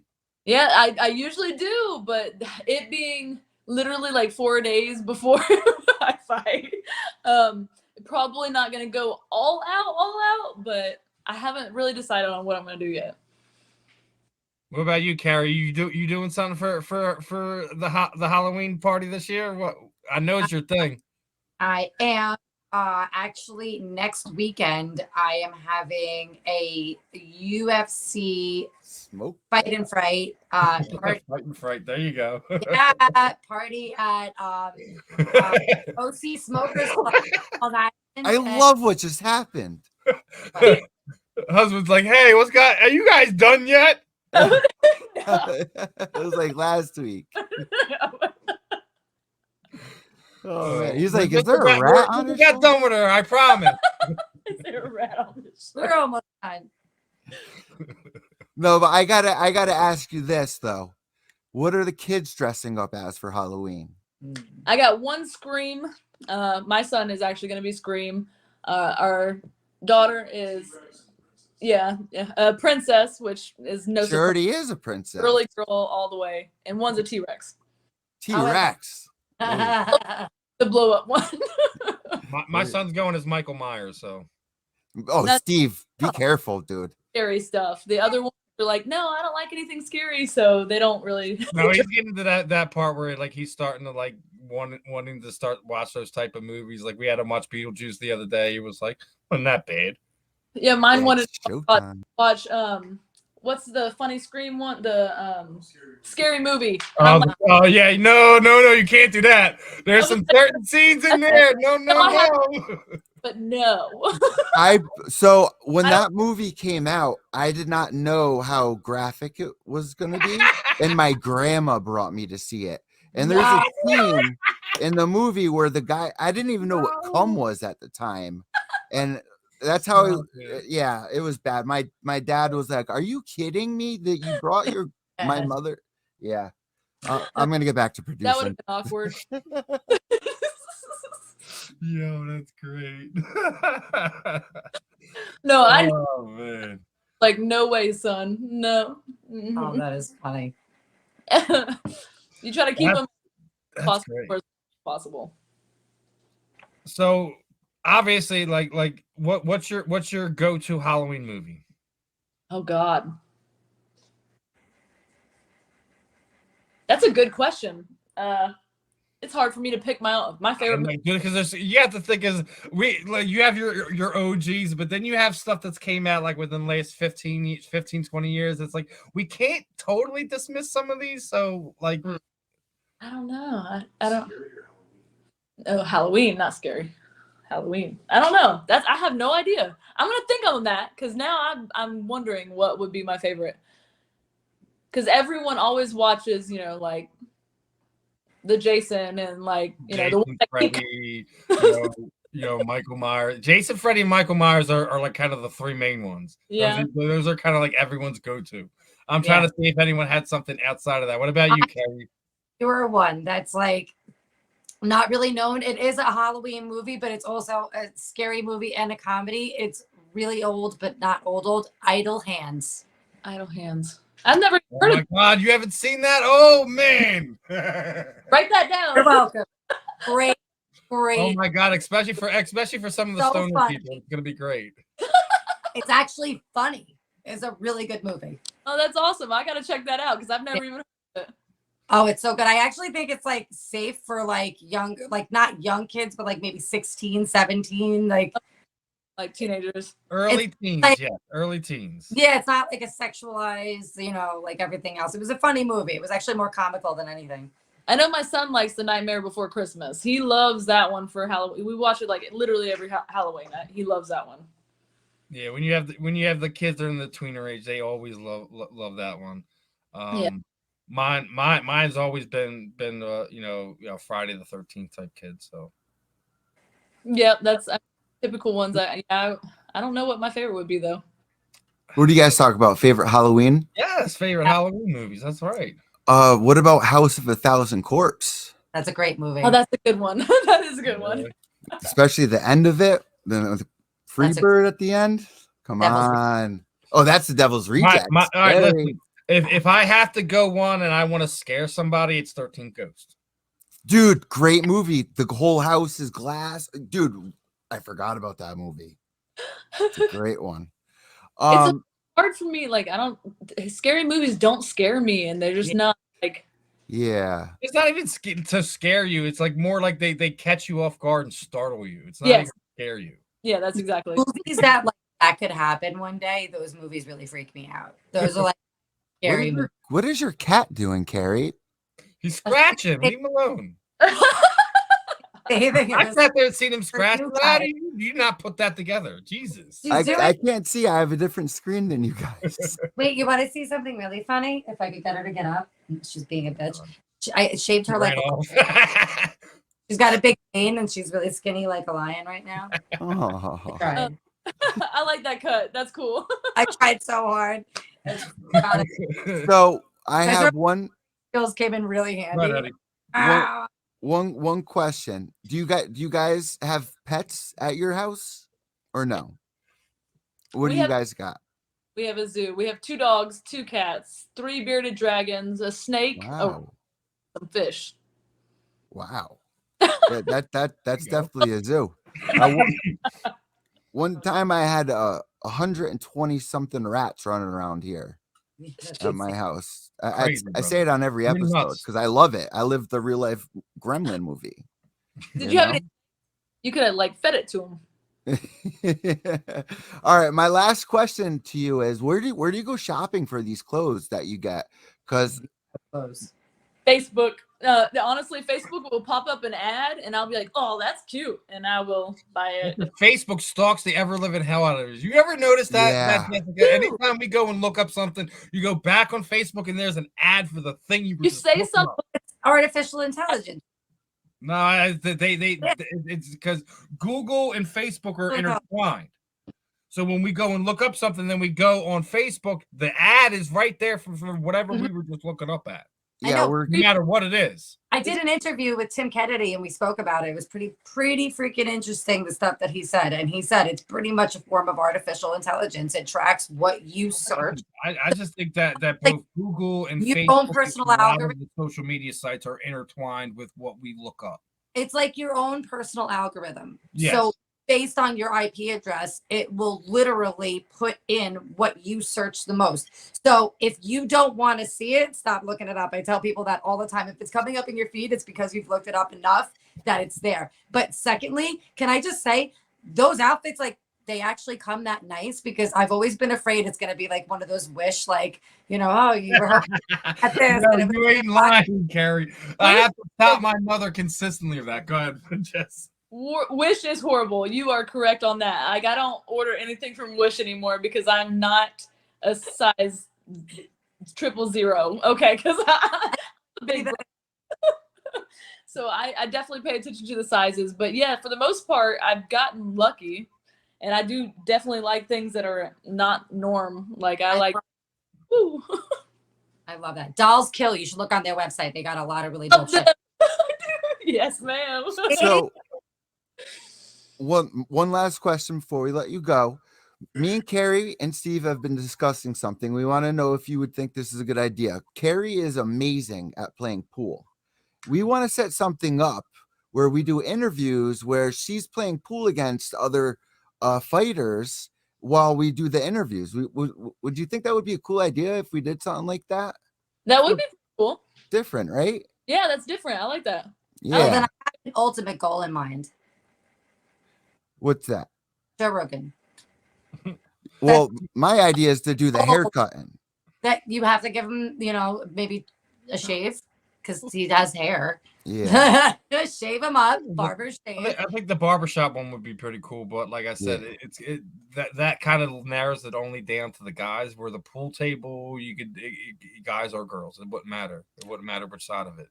But Carrie's badass. Like they could set up like a, Carrie's she kicks guys' asses. Yeah, I'm a tournament player. I've been shooting since I was 21 years old, and I'm 43. So, and I mean, I played for fun when I was a kid, but when I really got serious into it, I didn't even know there was like a league or tournaments. I just thought like, oh, I would go to the pool around the corner, and I just knew how to like, you know, shoot a little bit. And the owner was like, no, you actually have like decent technique if you want to like play on the league. You know, if we win, we go to Vegas for nationals. And I'm like, when does that happen? And they're like, it happens in August. And we won that season. It was the first time I went to Vegas for Worlds, and it was amazing. It was like, I fell in love with the sport. And how could you not? We didn't even have to pick cool. for us. And I do know there's another Blackwidow in that sport. Have you met her? She is surviving cancer right now. Oh, what? Yes, Jeanette, the Blackwidow Lee. Yeah. I think we spoke about that during our interview, that she's a Blackwidow as well. She's so talented. I believe she has breast cancer. I'd have to look it up, but she's doing well. Every time I see pictures of her, she looks great. Thank God. You know, because you want to see someone looking healthy when they're going through something like that. And she's, you know, had it for a while now. So, but that was a big impact in the billiards community, which people don't realize. It's international. Holy shit. I had a pool tournament that I helped with a couple of my friends. We threw it, and it was an MMA fighter and a pool player. And the pool players were more the professionals, but there were some professional MMA fighters. We had Mickey Gall was there. He played with Mika Immonen, who's one of the best pool players ever. Earl Strickland, who Joe Rogan does impersonations of all the time, played with Kevin Ross. So that was our main event. We had like a whole... Awesome. Oh, it was amazing. It was amazing. And like to see fighters be able to play that had never picked up a pool cue, and see ones that actually really could play Yeah. It was very, very, very, very fucking cool. Awesome. And I hope the best for her too. That's not ever easy, I'm sure, to go through. That's crazy. No, it's definitely not the easiest thing, but you know, we all hope that she, you know, does well with that and survives it, and you know, and anybody that's got cancer. We were just talking about that earlier. Yeah. It's definitely not the best thing to go through for anyone. That sucks. No. Oh, but that's, you know what? Sorry. The last thing I was going to say is we have in the pool community a Conor McGregor, and his name is Jason Shaw. He is one of the biggest personalities. Even Earl Strickland is. They're both extremely loud and in your face. And I mean, two of the coolest people. But it was so funny because when I met Jason Shaw and I'm talking to him and he's like, how do you understand me? I'm like, it was when I wrote for MMA UK. I'm like, oh, they're all from Glasgow. And he's from there. So I knew exactly what he was saying. That's awesome. That helped out. I gotta do this for the fans, for the clip, for the highlight for Instagram. Yeah. Tattoo show off, Carrie and the Blackwidow. What's your guys' favorite tattoo that you guys got on you, and can you guys show the video listeners? Yeah. Mine's on my thigh. I was just gonna say the same thing. My clothes, it's not really like easily to like.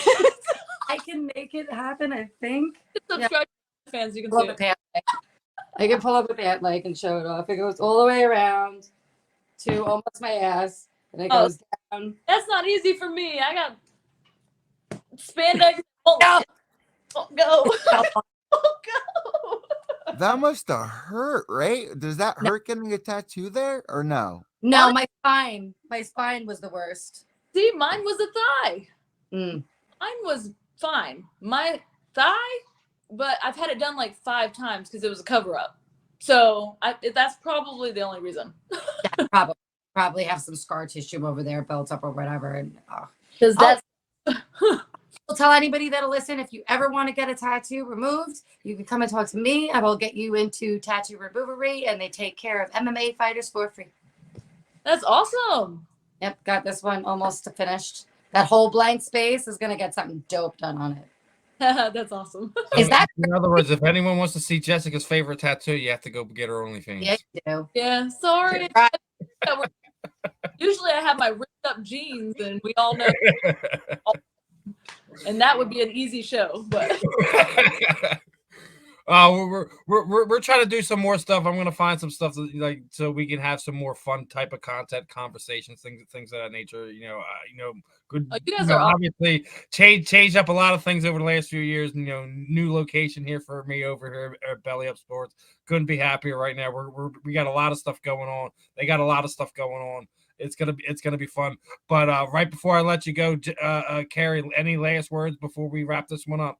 Just super excited to see you in there, and actually loving the rocking the signature pink hair. I was excited to see it. I was hoping you didn't change it. I've always loved Jessica's And hair. also, I'm gonna see if I can get the guys to put out a post as we get closer to fight week. I still have a few of those photos I sent you last year. So anyone who correctly predicts Jessica's fight, and also screenshots us that you have subscribed to either Belly Up or Combat Deviants YouTube channel, I'll enter you in to win a signed 8x10 by Jessica.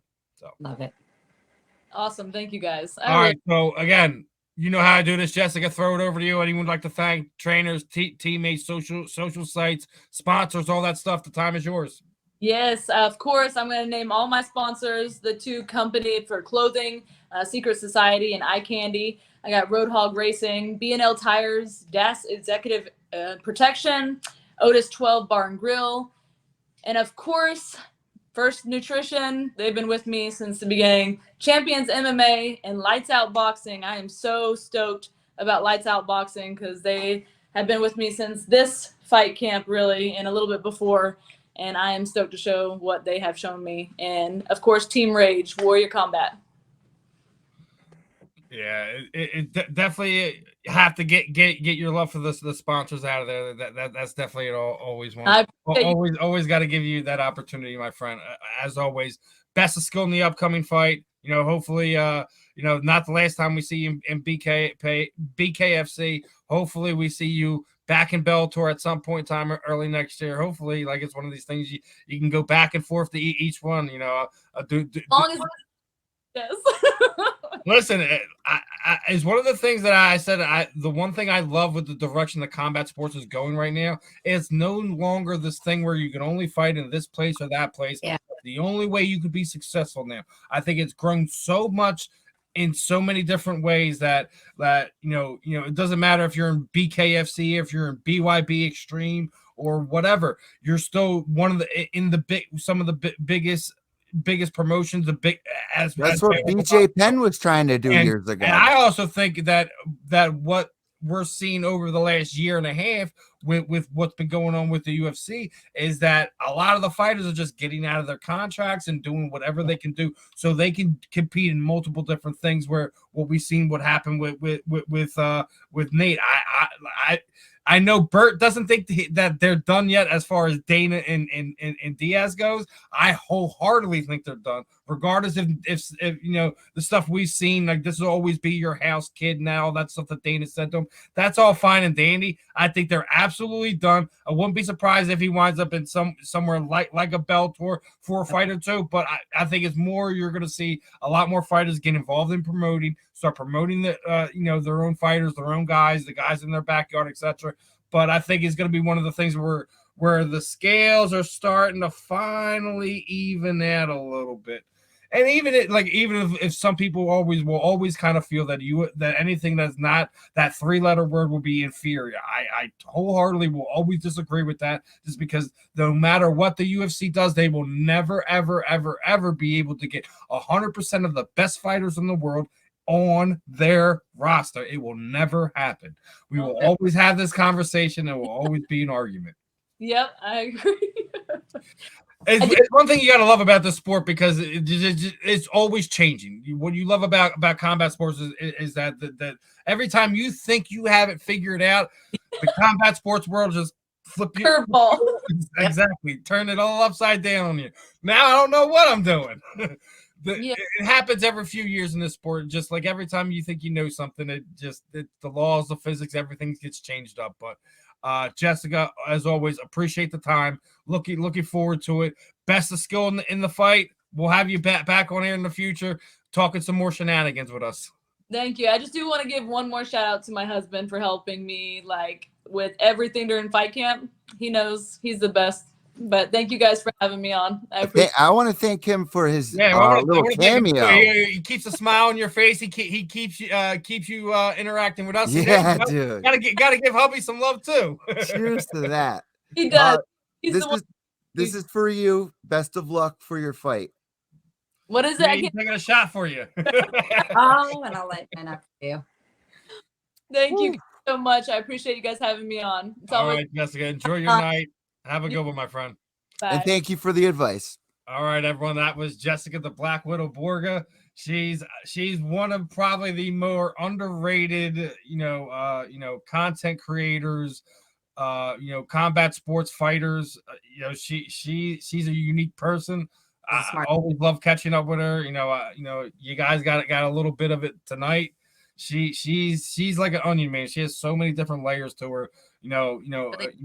A single mother for a long period of time in her life until she's just recently, within the last few years, married her husband. So her sons or kids are awesome.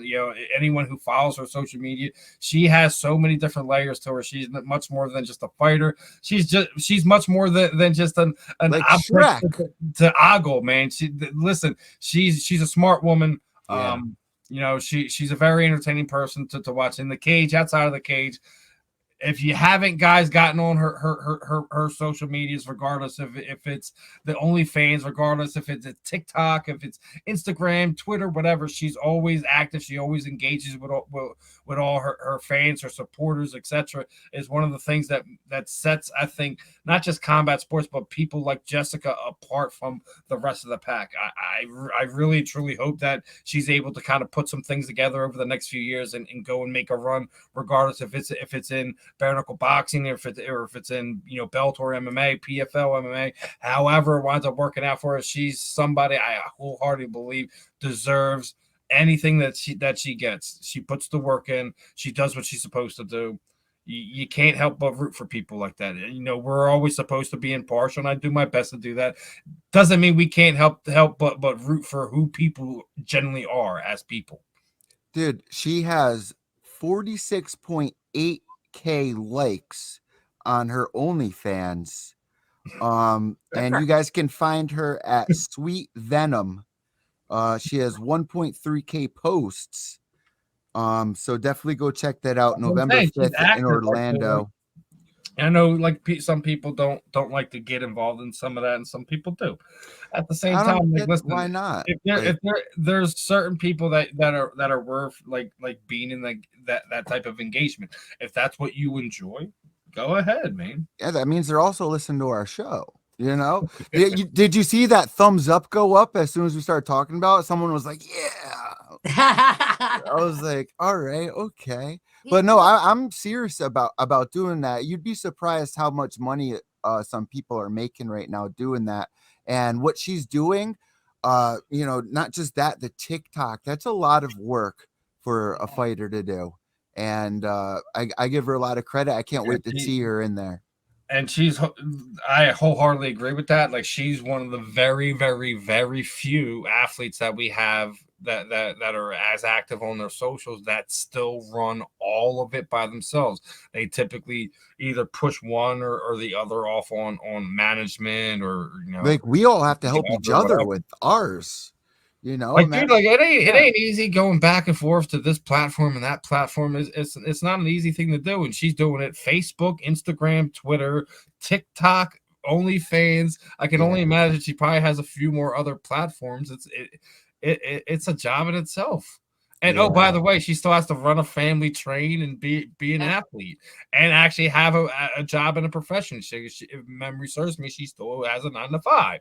So, I mean, like, listen, this is why I sit there and said, like, we're in a rare spot in combat sports where we get to be involved with these people who just they are amazing people on top of amazing athletes and top of interesting personalities as well. So it's one of the things, you know, Eddie's throwing it out there. Make sure you show Jessica some love. You know, she's getting in there. Was it November 5th? You know, BKFC 32. Hopefully we're able to reschedule. Reggie. Not sure what happened there. You know, he went missing again. He wasn't active on social today. He's the one that confirmed the interview. We'll see what happens. Obviously, things happen in life, and we're human. We forget things, space things out. So probably something as simple as that. On the other side of it, I do have some venom I want to spit, but it has nothing to do with anything in the combat sports community. If anybody ever sees Kevin Nash, you can give him a big fuck you from me and my son. Please explain. Our listeners are loving this. Kevin Nash was supposed to do a autograph signing here in Deptford, New Jersey tomorrow afternoon. Woke up this morning. Obviously, I had bought tickets for my son to go get some things, order some stuff off the line. He had canceled the signing 3 months ago, citing some problems with the airfare. They didn't have the proper seat for Kevin, and he was going to have to ride coach or some nonsense, so they canceled the initial signing. Unbeknownst to the fans, apparently that wasn't the case. He was haggling over how much he was charging for it and how much he was going to be paid. So today came around and he decided to continue along these lines, and he was canceled the signing again because he didn't like what he was being paid. So he basically told the gentleman who put the signing together he wasn't coming, that he didn't like the prices around what he was being paid for the signing, and that, quote unquote, I get paid more to stay at home and smoke weed, end quote. So that's terrible. Hey, listen, and people wonder why I don't really try to involve my kids with some of the stuff like this. And all I turned around and told him today was, pay attention to these things, see how people act, be mindful of that not everyone you hold up to as somebody you support or as an idol or things of that nature are always kind of the best thing for you. So he initially went and claimed that he was having some mental issues, which go ahead and be Ben Simmons, dude. Really, please go ahead and be Ben Simmons, Kevin. And the thing is, I shouldn't have been surprised about this, because you've heard horror stories over the last 10 years how he continually does things like this, how Kevin's a bit of a diva and my thing is, like, listen, if you don't want to fly out there, drive out there, travel out there, why agree to do the signing in the first place? If you weren't happy with what the pricing was and what you were being paid, why agree to it? Like, you could do those signings on your side of the world, on your side of the country, and have things that it's called, there's mail-in stuff, Kevin. Mail-in. These are really simple things and not blacking your own eyes. I mean, you're a tough guy, dude. I get it. But at the same time, like what were you trying to accomplish with that? Like, I mean, I get it. Like, you know, if he really is burnt out and tired out, it's a legit thing. But the fact that you canceled this prior to it coming down was one thing. Then you do it again the day before. You knew exactly what you were doing, Kevin. You knew exactly what you're doing. So you get a big old middle finger from me. You can go pound sand, buddy. Listen, you know, as much as I don't really, think, highly of a lot of some people, but that just, it takes a special person to do something like that, to say that to a vendor, promoter, however you want to word that. That's just a rough pill to swallow. And then I had to go and explain that to my son. It's rough. It's terrible. And you're absolutely right. He knew what he was doing. And the reason why you could say that is because people sign contracts to do those things. And you sign contracts and you know exactly what you're being paid and where the money, everything that's going to happen well before you're even going to the event. I've done, Comic-Cons and shit. Exactly. But you haggle that prior to it. If you don't like it, that's not those people's problem, the promoter's problem. That's what you organized with your people. The day the contract signed, that is all taken care of. So if you don't like those prices, that's not the person to. Like, why did you wait till the day beforehand? Like, he knew he was canceling. Let's stop playing with me, dude. Of course he did. He knew he was canceling that event. He knew before he woke up Thursday or Friday or today that he wasn't coming and that he was going to cancel event. So not only did you ass out those fans, you put that promoter in the spot where he'd putting all this money out to hold the event, and then you just leave him with basically his thumb up his butt. It's stupid. It's stupid. It's silly. I mean, I don't even know how else what else you could say about it. He's just a special dude. So my dad, I guess, is watching at his house, and he said, not about the money or weed, it's about your followers and kids. Mm-hmm. Listen, I won't necessarily disagree with Kevin's assessment that he probably makes more money sitting at home selling weed. I don't necessarily disagree with that. Like you do with your son. My dad used to bring me, dude, if my dad didn't bring me to wrestling back then, I wouldn't be here right now with my first interview being with Stone Cold. You know what I mean? That inspired my whole future. If Stone Cold didn't show up that day for my phone call, I wouldn't be inspired to be a journalist now. You know? Yeah. The butterfly effect is a real thing. Absolutely. I make sure, but the funny thing is, it really didn't matter to me anyways. I know he's really, really big into wrestling, so I made it a point like, hey, listen, Kevin Nash is one of the biggest wrestlers, around the last 40 years.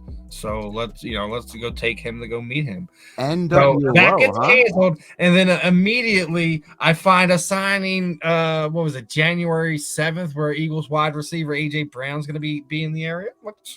You want to do that? He's like, yeah, let's go. I'll do that. Wow. The worst thing is it's 2 days after his birthday. It was a birthday present. That's why I'm as irritated as I am about it. Ooh, Scott Hall died this year too. You didn't know that. And then, what the worst part about this was, is like, all right, the guy makes the post explaining to everyone what happened and everything like that, and people are attacking him. He was like, oh, well, you don't know what Kevin's going through after Scott passed. I'm like, what does Scott Hall passing away have to do with Kevin Nash basically lying, sitting there saying he has some, he needs a mental break or this, that, and the third, and then turning around and saying what he said to the promoter. But you want to sit there and tell me it was, this is because Scott passed away. Man, stop giving people crutches for bad behavior. Because a close friend of his who he left to sit there and wallow in everything he was doing. People tend to forget about that Scott and Kevin had a falling out, and Kevin was separating himself from Scott because Scott was going further and further down that rabbit hole, and he couldn't do it with him anymore. So, like, this is going down a rabbit hole for me, man. This is wild thinking back to NWO. Yeah, but listen, but does that give him a right to treat people that way, to treat promoters that way, to treat fans? No, it doesn't. But I just sit there and say it like this. At this point in time, it's one of those things where I'm mindful of it now. I know what's going on, and I know what to protect my kid from, and myself and others for. And all it's gonna do is going to lessen the opportunities that Kevin's gonna be able to do this stuff. He's gonna be asking for more money. And they're like, well, I'm gonna do something, but I'm gonna put whatever you're supposed to be paid into this, and until you complete everything that needs to be done, this is where the money's gonna stay. Wow. I would do something to protect myself if I'm one of these people and I'm bringing this guy in for a signing. Yeah. You have to do something to protect yourself, man. It's like I get it. Like people have things going on in life and things of that nature. And, he very well may have a legitimate thing with, some being mentally exhausted, etc. These guys travel a lot. I get that. Yeah. At the end of the day, you knew you were doing this for months. You knew you weren't going to make it this week, and you could have gave this guy an opportunity to reach out to anyone. Because the funny part was, I think Mick Foley and Rikishi was in upstate PA today. You don't think they could have made a quick trip over to Jersey tomorrow afternoon?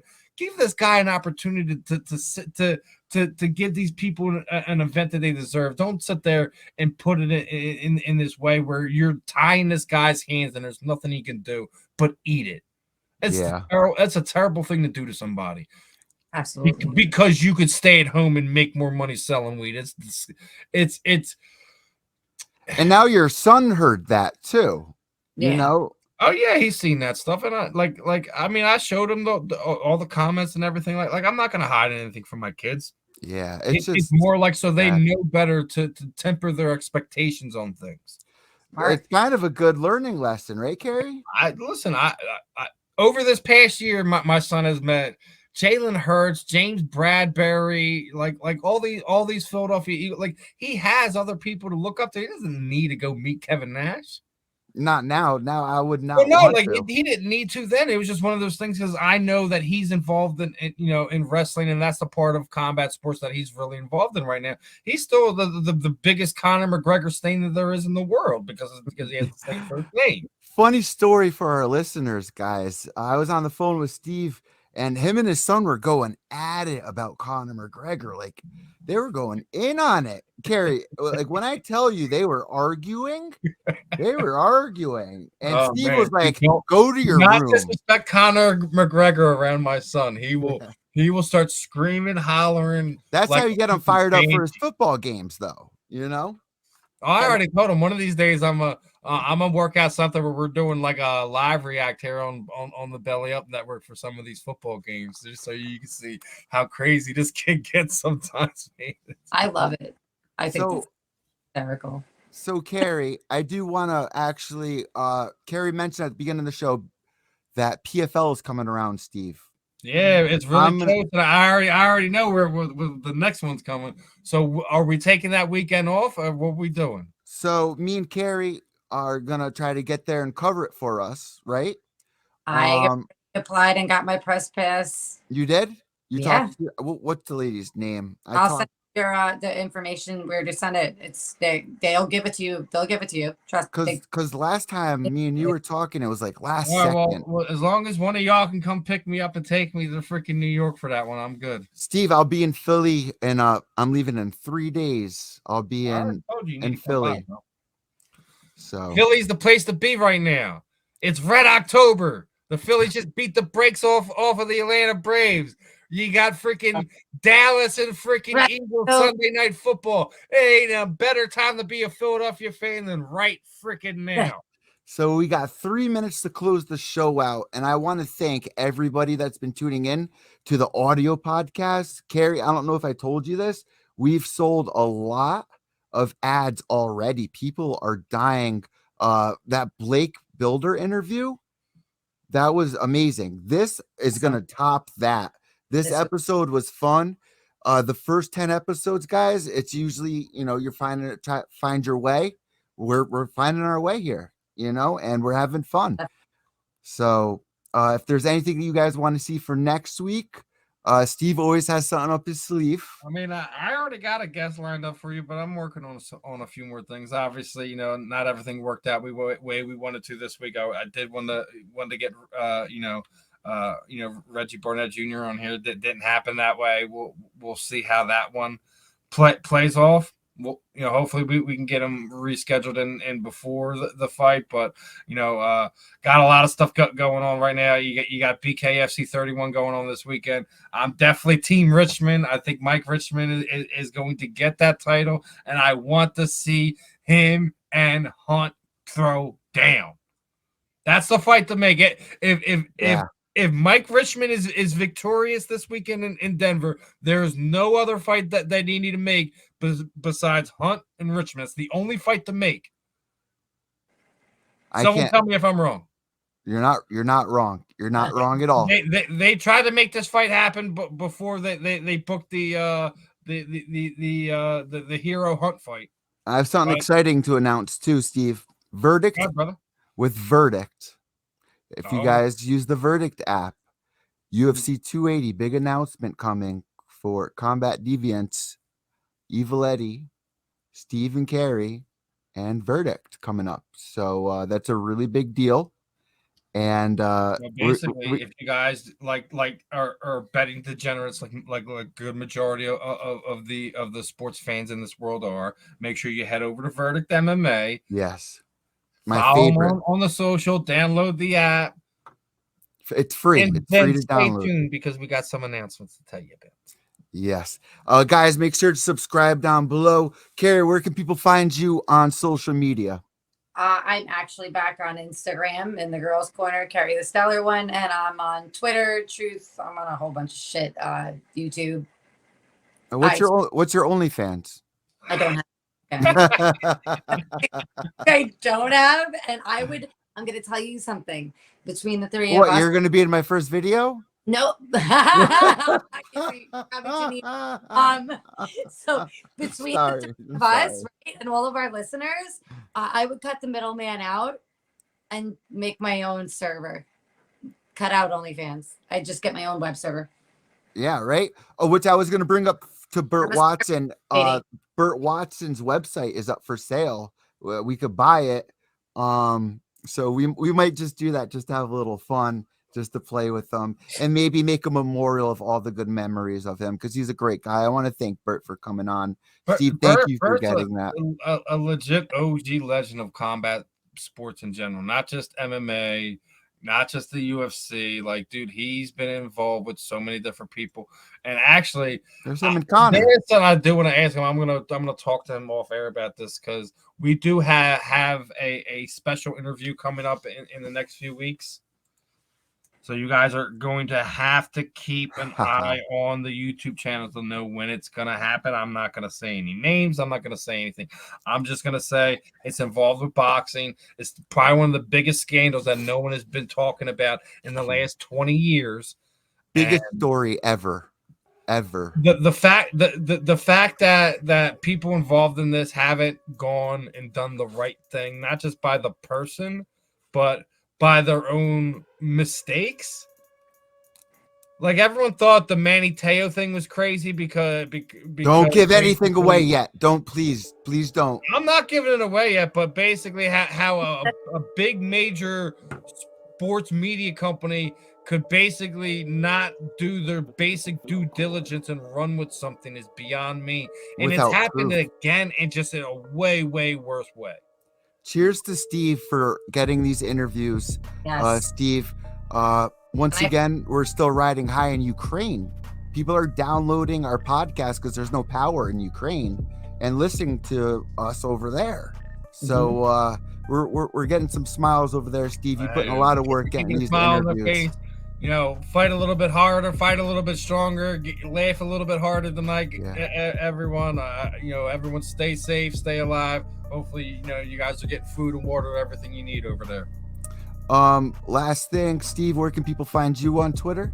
It's at Steve Sport Talk 1. Obviously make sure you're checking out Combat Deviants on all the platforms, Facebook, Instagram, Twitter, the whole nine, YouTube. Make sure you're subscribing to us there. Again, like I said, anyone who wants to win it, wants a autograph 8x10 from Jessica, go to any one of our social media platforms, write down your prediction, make sure you screenshot us and subscribe to Belly Up's YouTube or our YouTube, the Combat Deviants YouTube. We'll get you entered in. We got a lot of stuff to do. I got more the stuff. Predictions too, Steve, for the Black Widow. Remember? What's that? The predictions for the Black Widow. They have to get the predictions. I mean, listen, I already know. Like Jessica already laid it out for you. She. If people who've been following her from the beginning, she likes to throw them things. I don't care who they put up against her because it isn't nobody of note. So if there isn't anybody of note, I don't think she's gonna wipe the ring with her per se. But I mean, I don't see it getting out of the second round, that's for sure. And I definitely don't see the judges being needed for that fight. They might as well just go home for that one. That's my predictions for it. It's gonna be pain and blood with Jessica's hand raised. That's how that one's gonna go down. And guys, we may be able to get you a discount if you download the BKFC app and get 1 month free with a promo. So stay tuned for that. Yes, make sure you guys are checking Jessica's pages. If you guys are in the area and intend to go to the fight, make sure you use Jessica's ticket code. All right, that does it for us. You can follow me on Twitter at EvilEddieX, but really at Combat Deviants. And we'll see you guys next week where I'll be dressing up as something, which hopefully I won't be too busy on OnlyFans. Maybe I might get carried away. You don't know. But guys, we'll talk to you next week. And that does it for this episode, number 7 of Combat Deviants. And once again, behave yourselves. Peace out.